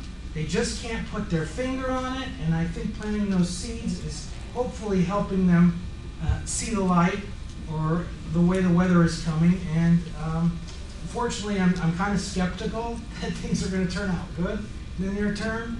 But you do your part a little bit at a time. You tell your friends and family and hope and cross your fingers that with a lot of independent minds, and bad things will be prevented or at least mitigated. Hell, I'm just hoping to survive it. It's like if you can just point them to the direction of the rising sun. It's just east. Okay, the light's over that way. If you can just get the direction, that helps a lot. All right, you sir. Oh, wait a minute. Donna, did you get cards or something? Yes. Well, let's pass them out before they leave. Go ahead, sir. My name is Antoine. This is my first time here at Arizona Breakfast Club. I'm an ASU student. I'm trying to get more involved. Like, I've followed the news and everything at home. Now I'm trying to actually get out, join organizations. I'm part of the East Valley Tea Party, go to my district meetings. And right now, I see a big problem is the minority youth, they're not into politics at all. You don't see that there's connections. So actually, I'm trying to put together a blog for them. It's kind of like Twitter-based. So I've had a little success with that. Got the blog up. My friends like it, so. One thing, this is one thing that, our generation had to contend with. But as I've been doing this Levolution thing over the last years and so on, I didn't see in the youth and the freedom movement that, gender or race was even played a role at all. I mean, do you see that there's an opportunity for you there to deal with minority students? And why would you care? I mean, is it really segmented that much? Yeah, a lot of my friends would say, well, the government, they don't care about black people, they don't care about us. And I'm a Republican, so they're like, oh, well, you must not like black people because Republicans don't like black people. So I'm like, no, there's more to it. Yeah, just become libertarian and solve all those problems. They don't like anybody. They don't like brown people. Yeah, but they just like, so I'm just like, well, why are you Democrat? They don't know. They're just like, well, I'm Democrat because they help the people. So I'm trying to educate. And I do like a blog, and one thing young people don't like to go on CNN. Got these long articles, so I try to bring the news and big stories and like. How did you hear about the Breakfast Club? From the Maricopa GOP.org. It's on their calendar. So. That's wow. Thanks for hosting. Yeah, it's a misprint. All right, very cool. Well, it's good to have you here. Go ahead, sir. I'm Chris. I'm the crazy guy from California that escaped. I left California right after high school. Everybody thought I was crazy. They were like, "Where are you leaving from?" I was always talking about during high school about how they're militarizing the police, and that just turned into what it is now, what I know now. I'm just trying to survive to the other side. That's number one. So I concentrate mostly on my immediate neighbors. So those blue lights ever show up in front of my house, someone might come out and say, "What's going on?" So that's the my camera. Yeah, exactly. Be on YouTube in half a minute. Yeah. I got more wit than articulate ability, so I think I'll just defer. Mr. Powell Gamble, Senior Editor of Freedom's Phoenix. Well, yeah. I got to tell one thing about Powell real quick. You know, he writes a bunch of articles on agriculture and gardening and so on because he's a perma, whatever, Uber. But he's a scientist. He worked at the Bioterrorism Lab de la Department of whatever the heck at Arizona State for years. And the guy's, but he's more proud of his gardening than that. Okay, that blew my introduction, but George, I will say to you, you can't save everybody, but you can save a few, and you should have a good time doing it while you're doing it. Yeah. That's the important thing. Yeah. That's what distinguishes libertarians from everybody else. We want to have fun while we're saving the people. I guess I'll give you one of my predictions for next year, since it's a surprise from the January issue. I predict, and this is good news, folks, that Congress is going to give you a new paid holiday. The second Tuesday in November, they're going to make it paid, probably starting in 2014. And it'll probably alternate every even year, I'm afraid. But you know, they'll do this because they can tell the businesses, sorry, you got to pay your employees, because it doesn't cost them anything to do that. So of course they'd like to do that and say, you know, we've been so nice to you. Along with this, we're going to have to mandate you have to vote. On that day, you got to go out and you got to vote. If you don't vote, well, we're going to fine you. We're going to fine you on your income tax. They'll come up with some method. So they'll mandate voting pretty soon, because fewer and fewer people on a percentage basis are actually voting. And that's starting to actually scare them. They're getting a little concerned by the fact that a vast majority of people don't bother voting anymore. And when they're passing all this crap, taking away the Bill of Rights, that pretty much are gone now anyway, they need to have everybody on board. Yeah. So it'll be a happy holiday for everybody. It's coming up. Wow, that's, you know, damn, that's probably going to happen. Right. Can they? Right. I think they do it in Australia. Yes, they do it several times. My name's Tom Platt, and excuse me. Speaking of Australia, segue here. My daughter goes to school in Australia, and the gentleman back here was talking about the internet and how what's going to happen, everything like that. What's happening in Australia is you have to pay by the gigabyte. All internet is paid by the gigabyte, and that's coming to America. And I think that's how they're going to control how much usage we do. It's going to just be too expensive for us to be on the internet all the time. But I got started about 10 years ago. Insomniac, couldn't sleep, listening to Art Bell. Next thing you know, I'm listening. Art Bell's taking me all directions.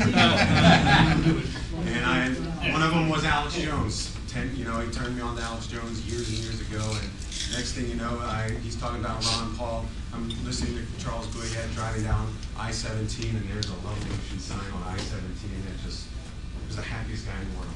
I pulled my cell phone out and I called Charles right there on the spot. He put me right on. I said, Charles, I just saw the Love Evolution sign, and everyone started calling it. It was great. But I tried to get involved. I'm a Ron Pauler. I tried to get involved with making a change through, just sort of like Ron Paul used him as an example, tried to do it through LD for the Republican Party, and really hit brick walls there. But I will say, I truly believe that people are waking up. They're not as awake as people in this room, but they are waking up, but there's still the war. They don't have a problem with the war. They'll get up there and preach about how Christian they are and everything, but they have no problem with blowing people up. They just don't care. Let's see, what else? One of the things that keeps me going is I've never really liked bullies, and I look at the establishment and the elites as bullies. I really do. I think they're bullying everybody, and I want to put these bullies to bed and just let people live and let live, and let us live our lives alone. Thank you.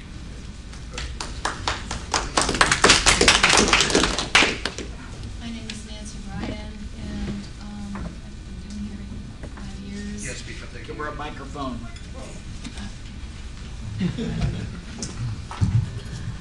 I've been coming here about 5 years. And Hold it up, because you definitely and it's my friends that got me involved, and then I really got involved with Ron Paul with the last election.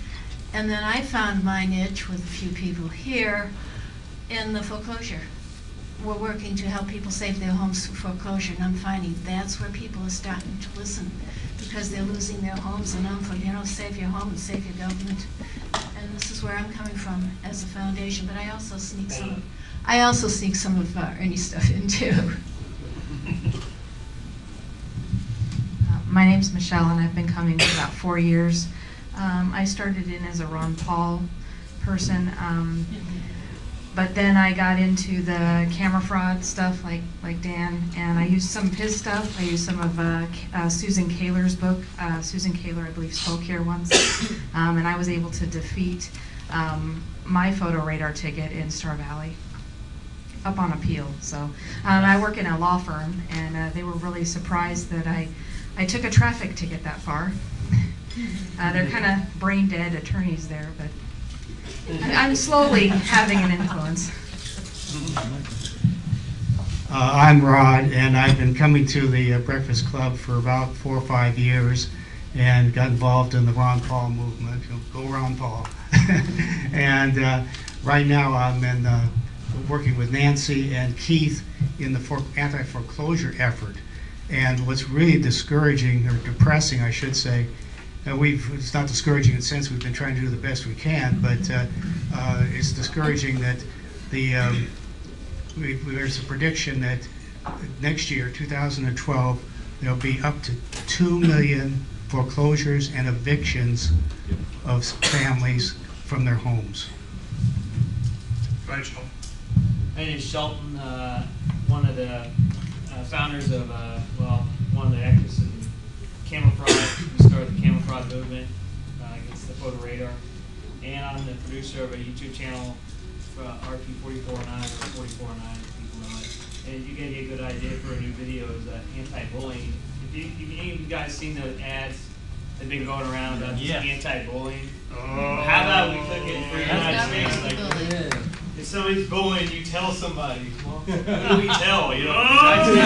Bullying people around.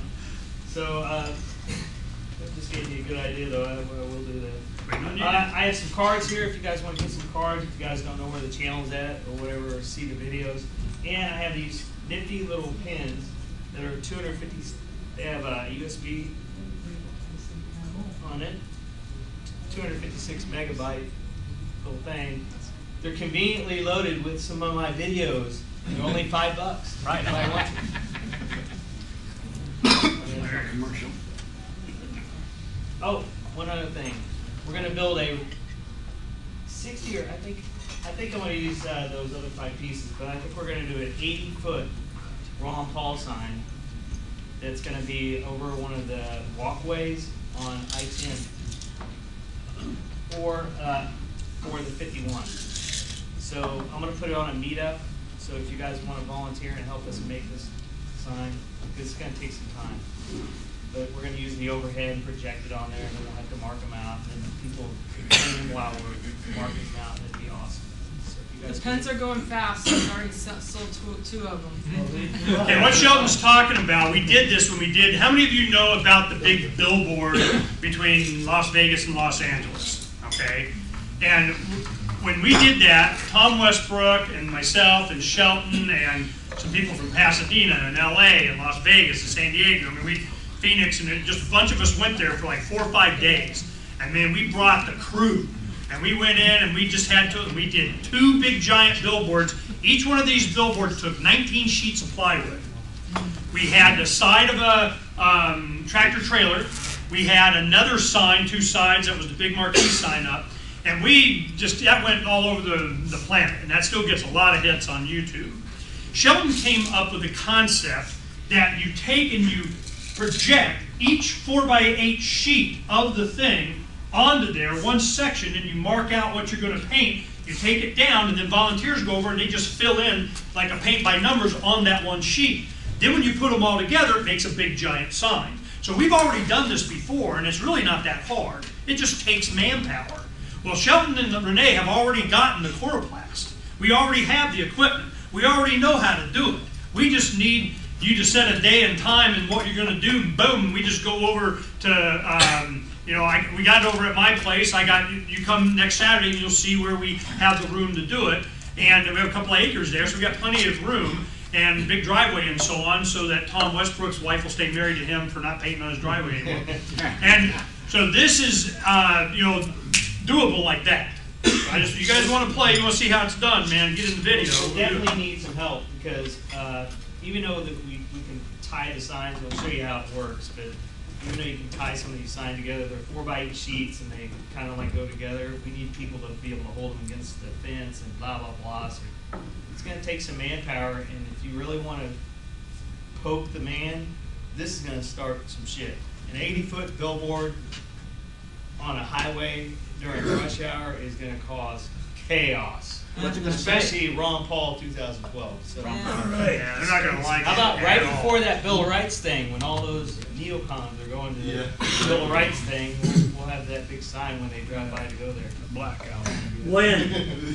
Very cool. When? Well, I don't know. Look for it on Freedom Springs. Probably in the next few days. I'll put it on the meetup, and probably next week's come.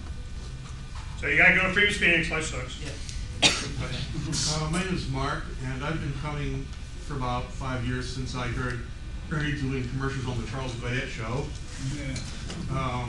And my big issue, what I'm concerned about, is the foreign policy and war, particularly the next, what I'm afraid might be the next war with Iran, which might morph into World War III. What do you do a foreign policy speaker, foreign policy?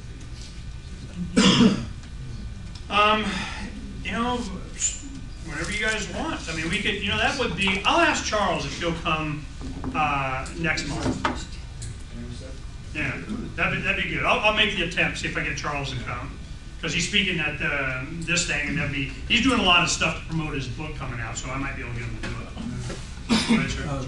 My name is David. I first started coming in 1983.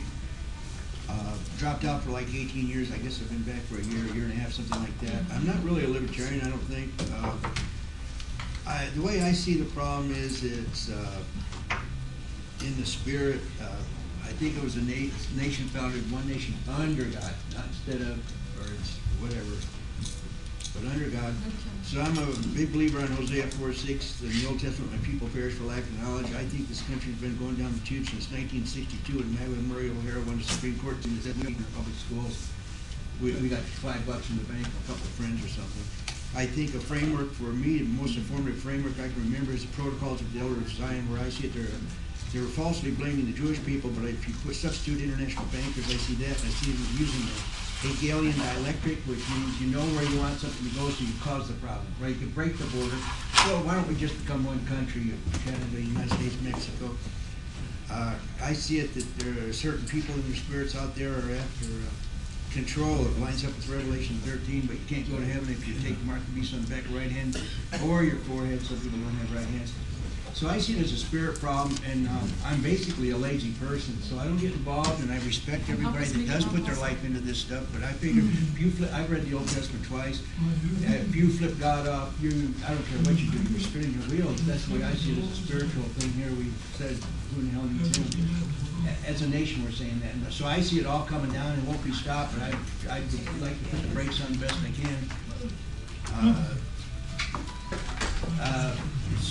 It's kind of like Chris might have said, you're just doing whatever. I don't see what's happening tomorrow, but we're falling apart in this country, and it's done on purpose. And our by accident. And our 3 forms of government came out of Jeremiah. I don't know, 23. The Lord is my God, judge, and legislator.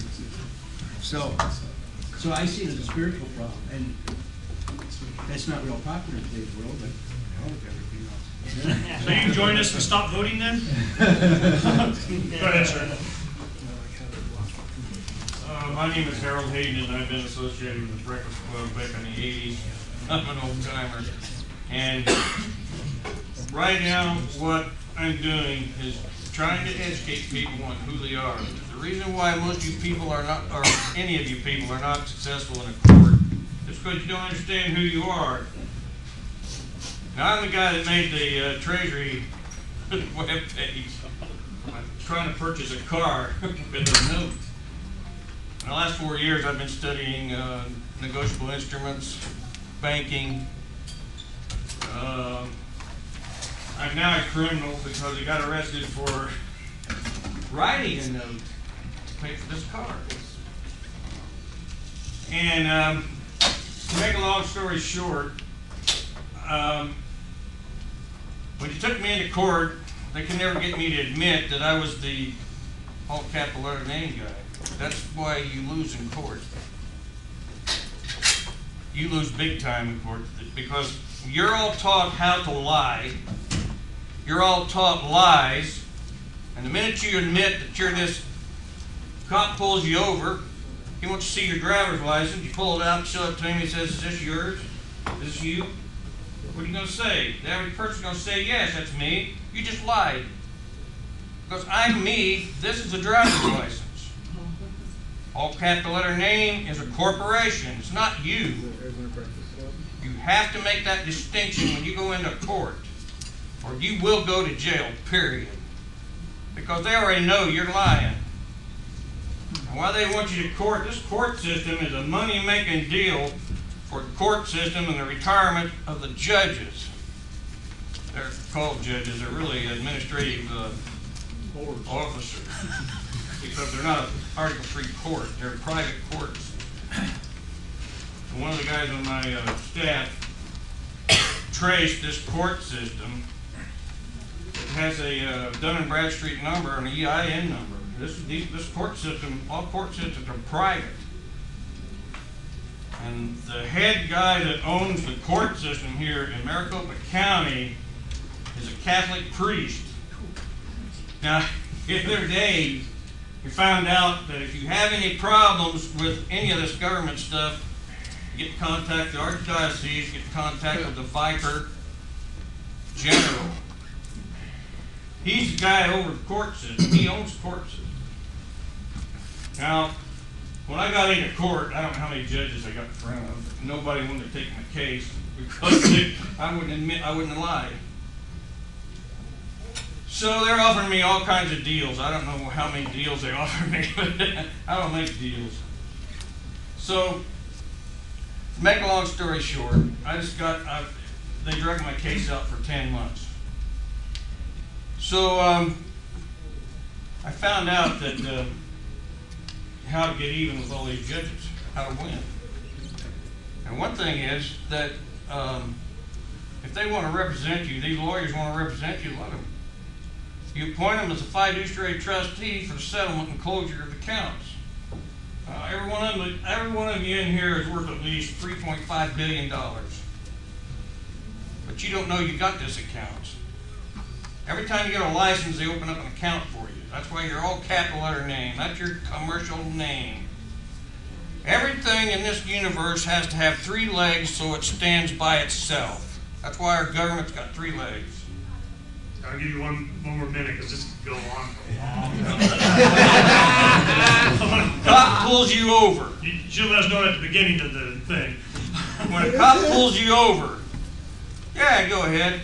Take his ticket, right across the ticket, counting whoppers if you want to.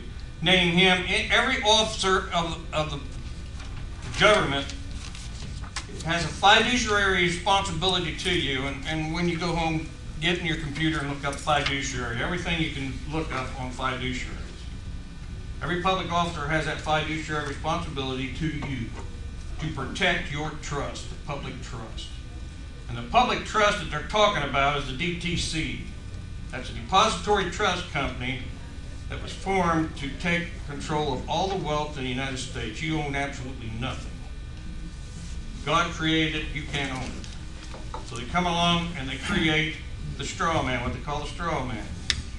That's the sacrifice that the Bible is talking about. So when I get into court here, I just appoint this. I got tired of fooling with these. I was kind of playing, it's a Monopoly game. You're down to 30 seconds. Yeah. Monopoly game can last longer than 30 seconds. That's what we're all involved in. Is I'll give you plenty of time in a future meeting, but man, right now is not the time. But we've heard a lot about this before, but go ahead and wrap it up. But let these people represent you, because then I appointed them fiduciary trustees. Okay, they come running up to the bench to have a little conference like they always did. They didn't know what to do with me. They didn't know how to get rid of the case. So they even screwed with my process server, and he's a member of the court. Well, anyway, this is in front of Judge Ryan. So they come up, the prosecutor and my so-called attorney, public defender, and he says, oh, no, you can't approach the bench. Mr. Hayden just made you part of the crime. Well, this is in Timothy O'Ryan's court. So, well, he tried to cover up what I did, because, I mean, the courtroom was full, man, the attorneys, everybody else. This is one way you take over the courtroom. He says, is Mr. Hayden in the courtroom? I said, yeah, I'm back there in the peanut section, and I pulled up. He says, I'm right here, and I was watching every movie he made. He knew he was. I was watching. So, he says, Mr. Hayden just made you part of the crime. I can't talk to you. You don't represent him anymore. I can't talk to you without him being present. So, what you really do is when you appoint these people as a fiduciary trustee for settlement and closure of this account,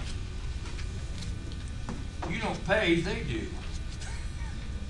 Each attorney is supposed to bring into the court his checkbook. He has a special account. He's supposed to pay. Well, to make a long story short, I got another judge. Yes, This is final comment, or I'll shut you off. The famous judge was Don Ho, which the sheriff went after. Well, the sheriff was stupid, because they're going to cancel out his charges against his Don Ho. But Don Ho has since retired. Timothy Ryan recruited himself because he made to call me a criminal, a crook, and I was never found guilty of anything. But you do have a right to write notes. That's all you have is notes. And you are a banker, and you're all of them billionaires here in this room. I'm in the process of finding out how to tap it. I do have my black card. You can go Google black card. It's called a Legacy Trust Account. I can't use it yet, but it's unlimited. It has to go through, and all your accounts are tied. Okay, well, you'll be a long time on that one. How many of you have heard a lot of the stuff that he's talking about before? Okay, so we are familiar with this. You know, we've had presentations on it. And when you get through, and anybody for the past 15 years, we've been here a lot, you know, waiting for somebody to actually prevail. Okay, when that happens, man, you let us know you in front of the line. Okay, but we understand it. We've heard it before. We're just waiting for it to They just be missed done. my case in full. Good. They had to. Thank you. Go ahead. Hi, I'm Aaron. Some of you know me. I'm Janine's kid. A lot of my friends call me the really obnoxious guy that talks too much about politics. I'm probably not as outspoken as I should be. I'm trying to work on that, but I have found something in this group that I can cling to. Some people here, like Dan, have got into that too. It's the foreclosure issue. I have friends that have lived through every niche in life. They've been homeless, they've lived in mansions, they live in slums, and I want to narrow that gap and make it feel like everyone's still part of the same group. Because really, we are one country, and this country is being taken away from us. I'm sickened, I'm saddened, and I'm angered by what's going on and how few people of my generation I see active. And what I'm trying to do by being obnoxiously active about it is to attract more people my age, because I'm 19. I'm trying to attract more people my age into being active. Hey, hey. I'm Janine. I've been in the movement here in Phoenix for about 4 years. I started out, I had volunteered for working the voting up in Cave Creek and Carefree, and what I witnessed was exactly what's on the video, Hacking Democracy. I was outraged. I contacted Ernie, and I was thrilled that he took the time to introduce me to the Freedom Phoenix website and how to put articles on there. From there, I took off into the health industry, the wellness industry, which is probably my main area. I'm just trying to survive it to the end. You know, I'm looking into the plants that we can all eat from our yards, grow from our gardens, and that are nutritious, because if we continue to eat a lot of the food that they are preparing for us, it's going to damage our health completely. It is damaging our health completely. Okay. Yeah, definitely. But yeah, I've been involved in the foreclosure issue. Keith has introduced me to it. You know, this is a great group. You know, continue to come. Thank you. Thank you. Keith. Are we still doing this other thing, or we got to abort the 15-minute thing? I'm asking you. I don't know. We'll do you last. Well, we don't need to. We can do it. No, we can do it. We can do it later, another day. Okay, well, let's do it. Let's do it next. I'll do highlights. Let's do it next time. When you come, we'll get Keith to go, because Keith is very well versed in the foreclosure issue, and he's real estate. He and Don have been working together over the years. He's done a lot. He's been successful because he understands what's really going on. So instead of trying to get them to admit that they're wrong, which is never going to happen, he just kind of ties them up and jerks them around, and I like it that way. Go ahead. Keith, I got lucky when I was literally 11 years old, folding flyer for some independent candidates, the Main Street candidates at the time. So I've been around this type of thing. I got introduced in the 80s to the freedom movement. I got to know Jack and Clam, and then got to go to the first Breakfast Club, I believe around 1991. It's just one big octopus. It's all the same thing. And since then, I got into the mortgage movement, primarily while I was getting tired of being tried to kick out of my house, but also I saw it as an opportunity to get masses of people in this movement. Because my dream 15 years ago was all these different groups start interacting with each other. And so what I've done for the last 15 years is hand out flyers, infiltrate tea parties, other parties, and they can infiltrate ours. John Burnside, just let's constantly get every activist that gives a darn about this country, screw the labels, and get to know what each other knows. And I see the mortgage movement done correctly as a way, one, my little group is trying, my goal at least is to eliminate all the mortgages in the United States, because for fraud and nullity. They're all illegal, and I don't have time to go into that. But second, when people got into debt, if we don't teach them a better way about finances, they're going to be the same debt 10 years from now. So it's a great time to give them the freedom movement. And last night, my product went on Living Lies. So the templates are going on and be sold nationwide. Well, I wanted to include on the physical copies a copy of Freedom and Fascism, and introduce people what they're getting kicked out of their home into the freedom movement, the whole entire one. Because otherwise, we're all going to be back in the same mess 10 years from now if we can survive all this. So it's just one big octopus, and I think if you can stay in your home, you can fight better, you can afford the Breakfast Club on Saturday mornings. And if we use all these people who are getting foreclosed on to get in the movement, this thing could get 20 times bigger in a year from now. Anything that Keith is involved in, I always give special attention to, because he's always been effective, because he understands philosophically and how people think and how to attach something that they care about into a larger freedom movement. So I'm always looking forward to helping Keith with whatever he wants to do. Terry, go ahead. Just real quick, I'm Terry Major. I more or less run the Legal Research Society since John Weil died. We meet the same day. We'll meet noon to 3 in the next room over here. And we just kind of study legal issues and work on various court cases. And Dan and Dennis contribute a lot. We've had J.C. Chisholm, who went to prison, has been there a few times lately to talk about some of his things that happened with his case. And Sue Taylor, who's been a member of our group, is going to be sentenced on Monday for tax evasion. So we've got a lot of exciting things going on. But we stick with the working with the courts and follow cases. Well, I remember, John Wild, he was a good libertarian, a good friend for many years back in the 90s. Excuse us. excuse me while you interrupt. What happened, what John did, is I asked him, I go, why are you so focused on just filing all this income tax stuff out? I mean, you know that they're going to do it. And he goes, Ernie, the more I can drag them out, the more I can engage them, the more I can hammer on, the more I can continue, and just everything that I do, the fewer people they can do it to. That's how he saw himself. He was tying up the system. Now he'd, delay and he might win some or whatever, but his focus, I mean, when he's talking to us inside, we're going, come on, man. I mean, seriously, you're going to get the government's going to go, oh, John, as long as you explained it that way. I mean, and he goes, no.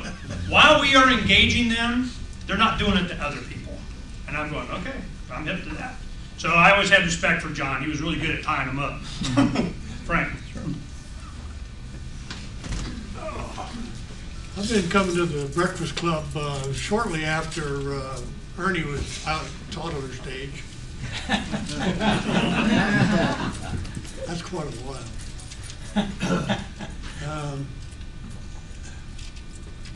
As a retired, finding something to do,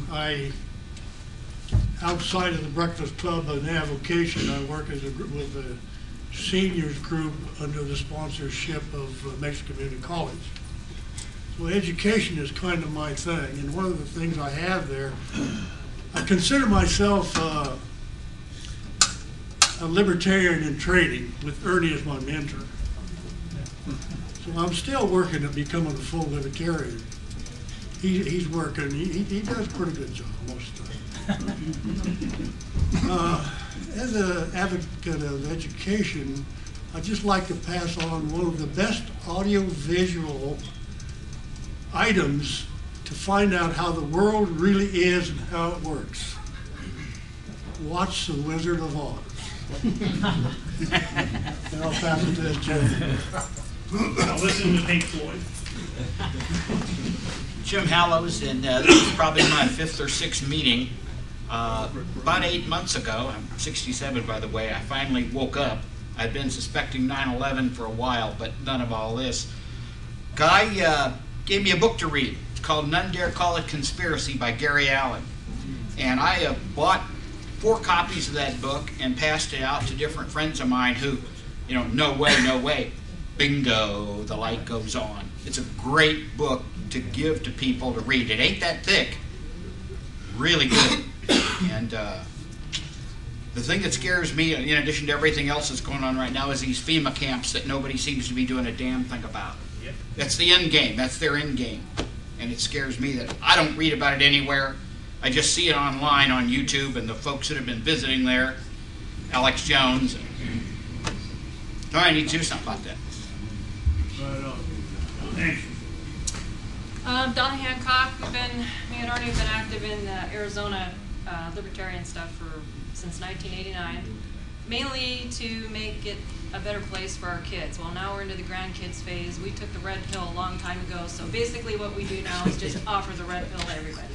What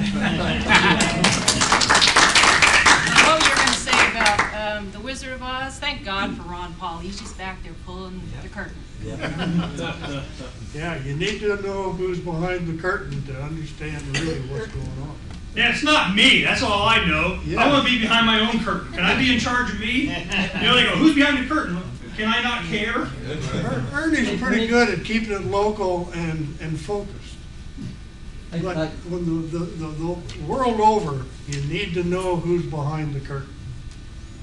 Let me add something, Don, about Ron Paul. I should have mentioned this when I spoke. Ron Paul in Fargo, North Dakota, drew 700 people. Really? Yep. I mean, it was pretty amazing. That's good. That's like it blacked out. Huh? Yeah. He sent a text. I thought maybe 300, maybe 250, but 300 people. It was very, very good. 700. During the 2008 campaign, I traveled a lot around the country. It would go like this.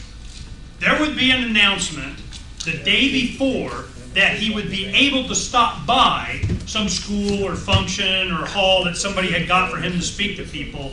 It'd easily be 1,200 people there. And they would be young. This is You know, they are doing their best to ignore this as much as possible. And it's as much or more now than it was then. The only reason that I'm not, you know, heavy doing this kind of stuff, one, is because I don't need to anymore. I mean, you know, it's already, they don't need Ernie. But the thing is that I like, you know, keep my powder dry being over here. We'll see after like Super Tuesday, if he's a real threat in there, we may be having some more fun. But it's, our turn will come again. Gene. I'm Gene Kernan, and I'm back. Hey, we're back. You know, for a time, Gene ran the Breakfast Club while between, you know, Harry and myself, and kept it going just long enough for us to get it organized and so on. So thanks to Gene, the Breakfast Club still exists. Boy, Gene. That's it? That's it. What else? Okay. You wanted victories. You wanted victories. Okay. You wanted to see where someone prevailed. A year and a half ago, I was here. I was telling you about some of my little adventures. We had a little bit on the radio, on the show. I told you that at that point, I had cases for clients that were in front of the appeals court in the United States Court of Appeals for the District of Columbia. Out of 5 appeals, 2 of them dropped out. Out of the remaining 3, got victories in all 3. Great. Hey. The court in D.C., the Court of Appeals in D.C. to recognize that IRS actually has duties that are imposed by law and that they have to follow. Okay? So if you want any more information on that, yay, we're ask all for an email. saved. No, we're not all saved. We're not all saved yet, but I counted a few cool. Dennis. I'm Dennis Gutenkoff. I've been coming to the Breakfast You know how I Club. knew you were Dennis? Because he said he was Dan. 50-50 chance. Yeah, but he lied. Well, the cops couldn't tell in the court case. I didn't check my driver's license to see. That's true. We don't know who you are. Yes. But I've been coming to the Breakfast Club since 1993. The first speaker I remember seeing was Officer Rick Dalton. Amazing. And the Breakfast Club was my introduction to the New World Order, and Harry Everingham taught me all about the Federal Reserve and, you know, our monetary system, and God bless Harry for all the work he's done. But back then it was, you know, everybody called it eat, meet, and retreat. It was a good place to get information. Yeah. But Ernie has taken the Breakfast Club to a whole different level, where, to me, it's you need to know 3 things in order to solve any problem. You need to know what's going on, secondly, what to do about it, and thirdly, to do it. Okay, so back in the old days, we were learning about what was going on, and we kind of knew what to do about it, but now things are being done about it, thanks to Ernie, and I salute Ernie for you know, being in activism and inspiring other people to be active. You know, the only thing necessary for evil to succeed is for good men to do nothing. So, well, Donna, you and your brother have been very instrumental in a lot of inspiration for a lot of things too, so thank you. Go ahead, man. Yeah, I can attest to that. My name is Nancy Dahl. I've been coming here off and on for various times. I was just sick and tired of hearing the lies. I wanted the truth. I'm coming here to get the truth, and I want nothing but the truth. I want the lies ended. My name is Catherine, and I've been coming here only a few months, but ever since Kennedy was assassinated, I thought, how can this happen in a free country? And that's when I started digging and looking and saw my country just spiraling down. Every decade it seemed to ratchet up, especially the last 2 since the 90s. And I still believe in a benevolent universe, and so to see all on the surface that seems wrong, I feel there is a balance going on, and that is where my hope lies. I agree, but you know what happens in this benevolent universe? They're not voting, okay? It just happens. Just leave people alone. No force, no fraud, no coercion, voluntary interaction, peace. I gotta say this, did I tell you guys about this Thrive movement thing? The day before, it was Thursday night, I get it. It was sent to me by Alma Summer, one of the activists. And she's like, oh yeah, you gotta see this. So I started watching it. Ah, dang it, I gotta finish the magazine. Donna and I are working hard. Donna does a great job on this thing, by the way. I went ahead and took, it's 130 minutes to watch this thing. And it's called Thrive Movement, and it's done by a guy named Foster Gamble, Procter & Gamble. And he's kind of separated from his family, and he went down the path, and all of a sudden, towards the end, he's talking about a lot of stuff, but towards the end, he's like, and the solution is what you're talking about. We're like a benevolent towards kind of, universe, that, whatever, and oh, by the way, you need to know everything you can find out about Ludwig von Mises.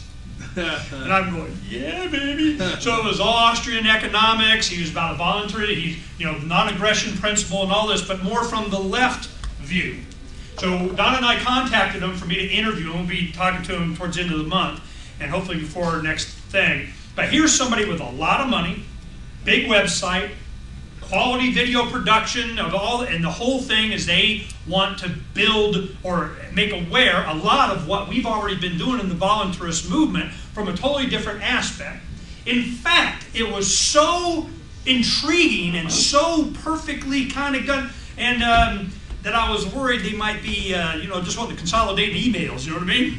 So I'm going, yeah, we're going to find out real quick how legitimate these guys are. But it's along that line. So the inspiration that I got out of this, and in fact we included it in this month's magazine, is that this movement is much wider and coming from every direction than we realize. And the big bad guys are sitting there going, oh my goodness, what the hell are we going to do about this? And I don't think they're going to be able to do anything. I know what they're doing about it. National Defense Act, yeah, blah, blah, blah. We're going to rest. You're on top of the list, son of a bitch. My name's Troy. I worked in a cubicle for well over a decade, and I was just starving for intellectual conversation, so I find it enlightening that I can listen to all these smart people talk. I want to thank Keith, too. He's been huge for me, keeping me in my properties, and if anybody has those issues with the house and the banks, I highly recommend talking to Keith and Daryl Blomberg's group on Tuesdays at Mikhail's on North Central Phoenix, or North Phoenix and North Central. And that's all I got to say. Thank you for coming. Gary. Oh, wait. I got to introduce Gary. Gary Gannon's from Orange County, which means LA something. So he has experience with the libertarian movement from back in the day in the 70s, understood, get very well read, and so on. I'll bet you probably your favorite stuff on Freedom's Phoenix, and certainly at least 20% of the news articles are links that he sends me every day. So we put it right up, you go, ooh, that's good. Ooh, where'd you find out? Ooh. Gary. Okay, that's what you know. Go ahead, Gary. Say thank you. A couple of points I want to make on this subject Ernie was talking about earlier, reminding me of Alexander Solzhenitsyn quote. And he said, the people in the gulags burned with rage because they did nothing. They just hid in the corner and waited for the knock on the door at night and went peacefully into the dark. When they were in the camp, they realized, had they done something, picked up an axe, a shovel, anything, resist the people who were taking them off, it would have ended in... Went Braveheart on them. Yeah. Leningrad, just a couple of thousand officers ended up taking half of the people of the city, one by one out, sending them to the gulags. When you hear that knock on the door, that's time to resist. And one other point I'd like to make for our Republican friends here, don't nukes America. Yeah. We don't need another Hitler. Yeah, right. No nukes.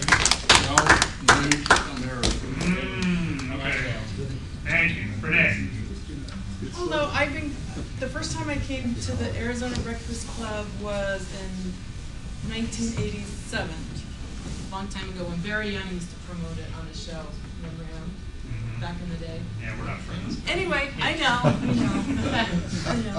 But anyway, so I'm just here with I have 6 kids, and I started learning about this New Age movement when I watched the documentary in '82, Gods of the New Age, and it kind of led me to the rabbit trail of where I'm at today. So he's got to say a word. And this is Joey. Stand up, Joey. He's a boxer. Hello, everybody. I'm Joe, as you know, and I know a lot what's going on in the world at my age, and it's because my mom and I'm realizing more as she realizes more, and I'd like to spread the word of what is going on to my friends and stuff. What I'm doing, me and my brother do, and yeah. They're all in Cool. this space. Thanks for the help. Actually, I kind of ran across this. This is my first time, obviously. I ran across this from some of the Ron Paul meetups. I don't know if I'm really a libertarian per se, but I agree with a lot of things. But like I said, I'm kind of Ron Paul guy. I've taken an oath to support and defend the Constitution of the United States a couple times in my life, and I feel that even though all our politicians take that same oath, I think that they need to read that document or something and really understand what they're meaning. And bottom line, I feel like we've swayed too far from that as a country, as a society, and I don't know, that's kind of why I really want to work hard for this Ron Paul thing, because we need to do drastic things to get back, but we need to do them in the booth, because anything else is just going to discredit our momentum, unless it really came down to that.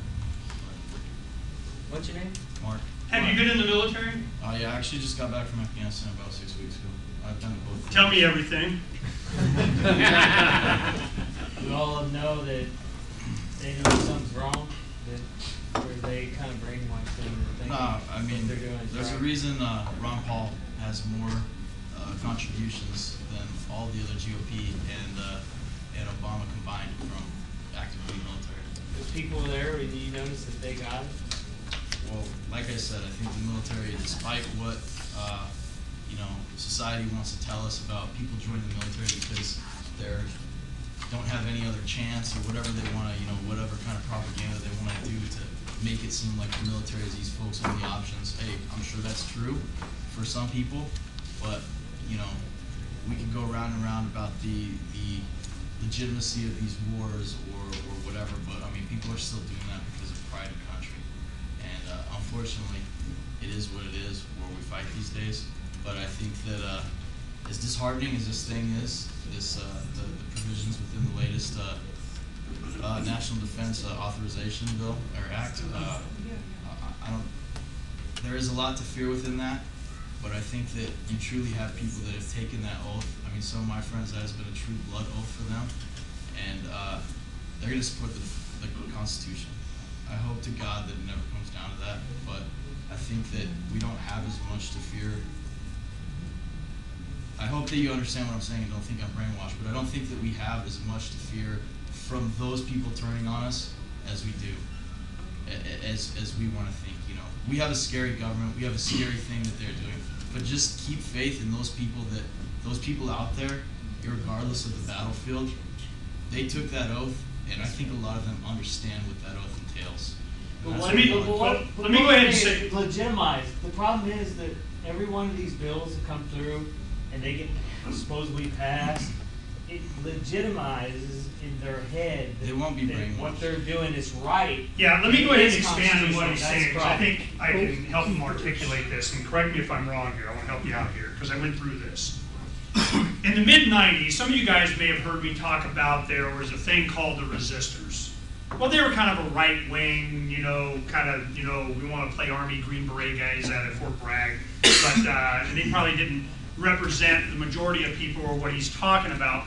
But, they did have a lot of attention and, I wouldn't say support, but understanding from the military people, because they were Green Beret that made the point to all of the militia movement that was out there, you just go ahead and do whatever, we got your back, okay? What that opened me up to is I ask a lot of people in the military this question. Some of them older, some of them more experienced, some of them, been in Kosovo, they were in the first Gulf War, they've been in the second, they're officers and such. Yes, they say exactly what you're saying. There are people, not only with the skills and the understanding and the ability to resist tyranny, they understand how to resist the tyranny. A lot of times, it's just surviving the tyranny. It's fighting through the tyranny to get to somewhere.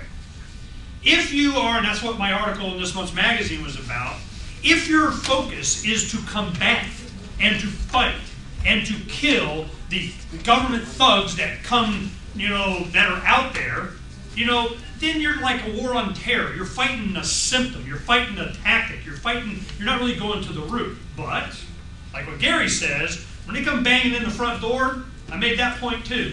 When I got to defend myself, my life, my family, my friend, when it comes down to I got to make a decision, I remember when they would say to people that were being, women that would be attacked, or you're being abducted, you're going into the van, they're going to take you out in the desert and rape you and leave you for dead. The point that they were making, they go, it's all over when they put the handcuffs on. When you are restrained, you're just might as well just give up, that you're done. Once you're restrained. So there is a decision that you got to make. It's like Larkin is saying, it's sometime before the cattle car door closes. So, do we have these people to worry about? Will they be the ones that protect us, that defend us, or at least themselves? Will they take this oath seriously? I think a lot will. But the point that Gary made is an entire city was terrorized, a vast portion of its population sent to Siberia with only a few thousand people, a couple of thousand people that did it. And I've heard this quote before. He goes, man, it went something like, if every time they went out to do this, they knew this, some of them weren't coming back, it would have stopped. So this is, I understand what you're saying is that, I know, you and some other, they take this so seriously, they know that, this is going to be bad. But like Shelton's saying, they're legitimizing it. They're making it legal. Hell, it's required for you to go out and confiscate the firearms, to get the guns. Well, who is going to do that? It's a guy that doesn't have their name on, wearing all this body armor. They look like a freaking stormtrooper, except the style is black instead of white. Okay, so they go in, they come in stormtrooping, they take whatever they want, they do whatever they want, and how many of them are there? How many is needed? We saw in Occupy Phoenix the first day when they went to Mayor Hansen Park. They go, you can't be downtown here. We're going to escort you. We're going to help you. We love you so much. And we're going to take you down to Mayor Hans Park. Because they close later. Here at 6 o'clock, there it's later, it's 10. They go, oh, okay, thank you. And they start marching down there. We went and talked to them. I'm going, look, man, you guys know, I know what they're going to do. They're going to take you up there. It's going to be easier to arrest you. And they're like, oh, well, they said, and I go, I don't care what they said, man. This is what's going to happen. So they kind of knew what was going on anyway. They go up to Mayor Hans Park. Drew and Nick went up there, video cameras, talking to people. We did a live radio interview while they were there arresting them. They cordoned them off, and hundreds of officers surrounded them with their shields, and they would go up and put a shield around somebody, pull them out, and then come back. Another person. And it went on and on and on. Chris Broughton gets up there, and they do their little thing. Hi, I think, and they're repeating it, that when they come get us, we should resist and kick their ass. And they're like, oh, we did. So it was something like that. I mean, he was advocating resisting on video. So we're like going, Chris, man, I know you're going to get us all in trouble. I just know this. So the thing is that, yes, they're coming. They're going to be doing this. They will keep increasing this, with or without legislation, with or without pieces of paper embossed with a seal on it, and a shiny badge, a fine hat, and always available gun. That is coming. What is going to determine if they keep coming is how we react to it, how effective we're going to be at it. Either we're not going to be there for them to do it to, or when they do it, there's some resistance. So I'm just like, it doesn't have to be the majority. There could be a whole bunch, a vast majority of the good guys going, I'm not doing this. But it only takes a fraction of the people that will do it. And we have seen them do it. And they have absolutely no problem going around with their pepper spray and do whatever they want under the Bill of Rights and Constitution. So, yes, I already know a bunch of these people that got our back. But they're not going to be there protecting me. And the government is coming. And it's going to be in the form of fill in the blank. It's going to be a jackbooted thug and it's going to be the left jackboot or the right jackboot or the jackboot on my throat party, okay? So they are coming, and there's nothing that you can do to stop it except make them not want to do it. Where are the oath keepers? How you do that, I don't know. Oath keepers, you know, Stuart Rhodes, I know fairly well. I've had him on the show a lot. I've been with him in many different functions and such. I am not sure. We'll see. You know, there are a lot of counties around, certainly in the north, like in the Dakotas and such up there, that Sheriff Mack, I'll tell you what happened with Sheriff Mack. Sheriff Mack finally has found an angel, some financial support in some way out of Texas. In Texas, he's there with his family, and he's funded to do one thing. And that is to promote this. Sheriff is the line of defense against, and we're going to fix in your local sheriff. Okay, cool. Got to start somewhere, you know, so it's better than not. I'm glad he's there. One less thing we got to do. So, you know, how effective is that going to be? The sheriff's department is a threat. Local police are the threat. That's why they have this multi-jurisdictional fusion center, Homeland Security. We rule you from back wherever and tell everybody what to do in the place. That was the whole reason for that. Because we know, when you hear me talk about dealing with the Phoenix police a lot, we meet with them and all that. I don't see any reason to do that anymore. The last time we met, before we would deal with a guy named Al Ramirez. He's one of the community relations guys I've been dealing with since 92-3. Since January of 1994 is the first time we started interfacing, I remember. That's when I got arrested. But and they let me go, but it's a long story. So what happened is that from 1994 I've known him. He's concerned. He knows where this is going. He had a supervisor, his name was Brian, pretty cool guy. We were always negotiating, make sure, you know, police didn't do anything stupid, nobody got killed, everybody got to express themselves, we respected them, they showed, you know, us respect, they followed the law, we got to bring our AR-15s to an Obama thing, you know, that kind of stuff, all right? So I made him out, yeah, they protected our rights, they're the good guys, it's all, you know, I'm on CNN going, hey, Phoenix cops are good, man, we get to wear our guns and it's all good. You know, Sanchez just slapped him around for 10 minutes, that was good. Now the thing is, though, is that since then, that Brian guy, this has been my impression, he was replaced by a guy named Mark. Brian, they went him walking the beat on the weekends kind of stuff. You're in the mall doing whatever, you're not doing this, you're not in charge because you're not taking orders correctly. And he knew from meeting with, you know, Shelton was there. He said he wanted it, though. That's what he told me. Yeah, whatever. He wanted it. I'm sure he wanted to. He wanted to get out of whatever the heck they wanted him to do. Because when they came to the Freedom's Phoenix workshop, we had, one of the things that we did is Shelton had him a video update he had done on Yuma Border Patrol guys where he was slapping them around and we're making fun of them with the Nazi Panzer March and all kinds of crap. And I go, look, you do something stupid for 5-10 seconds, make you infamous. That's all it takes. And you know how many people got, you know, smartphones, they just go blip? You ever see the commercials now? Has a guy doing something and he turns around and it's already on Facebook? You know, that's real. They're doing that right now. So we demonstrated to this. Look, let me show you.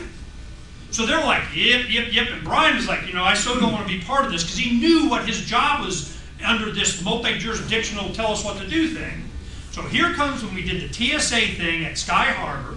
You know, a lot of you got Gary and Berta were out there in the front, you know, passing out, you know, our opt-out bags. You know, had our blue gloves, you know, so with your date with the TSA, okay? You know, we had DVDs and, yeah, we had Godzilla radiation dosimeter badges and all kinds of crap. So we were having fun. We told them, man, they didn't like this at all. And Brian was not there that time. His replacement was this guy, Mark. I could tell right off, man, this guy, we're going down the dark path. He was part of this Occupy Phoenix thing up there. No, I ain't got time to talk. We're going, and they just made stuff up as they went along. We knew what the law was. We're experienced activists. We know what we can and can't do. We know where and when you can bear firearms and how and all this stuff. He didn't care and saw us as an irritant, and you will obey.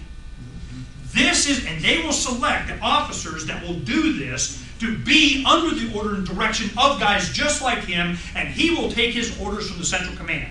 And that is why we took this information, we sent it to the city council, and I'm going, look, and they know me. They've known me for almost 20 years. Hal DeKaiser, Chief of Staff for District 6, Al DeCiccio, was editorial page editor of the East Valley Tribune. He was the first editor that had me write my first article that was published. And I'm going, you know me. Now, let me tell you what I know. I know, and I wrote an article, include some articles I wrote on it predicting this would happen. I said, what I predicted would happen is happening right now. The people and the representatives are no longer in charge. This is the definition of a police state. And who's the head guy in this? That guy Mark.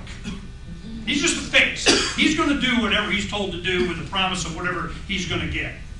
And their question to me is, how was I so certain what was coming before the Occupy thing and so on? The Fed and the federal government guaranteed it. It's all this quantitative easing stuff. It's economics. It's baked in the cake. What role is he going to play? And I go to him, and Shelton and we were there, and I go like this. I go, you know, let me tell you what, and why you're going to do it? How's that pension of yours? They don't have the money. They need to write more tickets. They need to raise taxes. They need to do more revenue. They got to do everything they can. Just all this promise for their pension, all this promise that if they're good doobies for the man, if they're good police state drones, as long as they're cogs in the machine, if they will do this, this is their nest egg, their promise. Well, all of a sudden, that's gone. Inflation's going to eat it away. Now what? So I understand. I think you're right. There are a lot of good people there that take this seriously. But if they don't understand what's really going on, they're going to be just as much a victim as the rest of us. So I'm doing it. You see in all my rhetoric and all my writing and all my radio shows and everything, I never advocate coming out and looking for a fight. Because I don't think you win those for a lot of reasons. But once it is clear that you're on the defensive, once it is clear that they need to, be made to stop, it's game on. And I got a lot of my game on toys, so I'm good. Thanks, guys. Oh, great. Oh, I get to draw. Oh. You only get me. 756. 2756. I'm 753. Oh, you got it wrong. 756. 756. Terry's got it. Big fix. I want a recount. Manual recount. Okay, second chance. 2755. Yeah, like that's not ready. One more here. This young lady right here. That'd be Keith. This is 2577. Start over. 2750. 2751. Yeah, Donna, we got to bring much more stuff. You know what I'm going to do? Can you remind us, remember that we can bring a bunch of variety of different DVDs and movies. We'll start producing a lot of this stuff for you guys to get. Heck, we might just pass them out. We've had a bunch in the car that were made for the Casa Grande thing that did. They're in the car. Here, run get those. They're Freedom of Fascism. Obama Deception, Freedom to Fascism, and For Liberty, the Ron Paul documentary. Donna's going to go get those. On your way out, make sure you grab at least one copy, one to give to a friend for Christmas. I got hundreds that we have left over. We did like 1,000 of them, for a tea party in Casa Grande. So, when Donna comes back with those, please take at least 2 so you can give it to somebody, and that'll be your activism for the end of the year. Thank you guys for coming. Thank you for filling up the hat, and I hope you had fun, and we'll see you in 1 month from now. I was telling my mom. You might want to remind my appreciation in Iowa. Oh, yeah. Those of you that are interested in helping in the actual long story short is this. There are 2 things that you can do that has been made easy for you to do in support of Dr. Paul's early win, launch into the national media, kick-ass kind of thing. One is you can go online and you buy a precinct that they get this super brochure. It's a privately done thing. A guy named Eric Petroni that's doing this, that you go and it's, what would they search? It's super brochure. Go Ron Paul super brochure in a Google search, and it'll take you to this. You just go to it, pick the state, click on a county, pick a precinct, and it's anywhere from $50 to $100, and it's all mail done. It's all automatic. Done. There's another one if you want to do it, and you got free calling from your phone or your cell phone. You can go to a phone bank, and it automatically brings up 50 numbers for you to call people just to identify who are supporters to get into the caucuses to vote for him.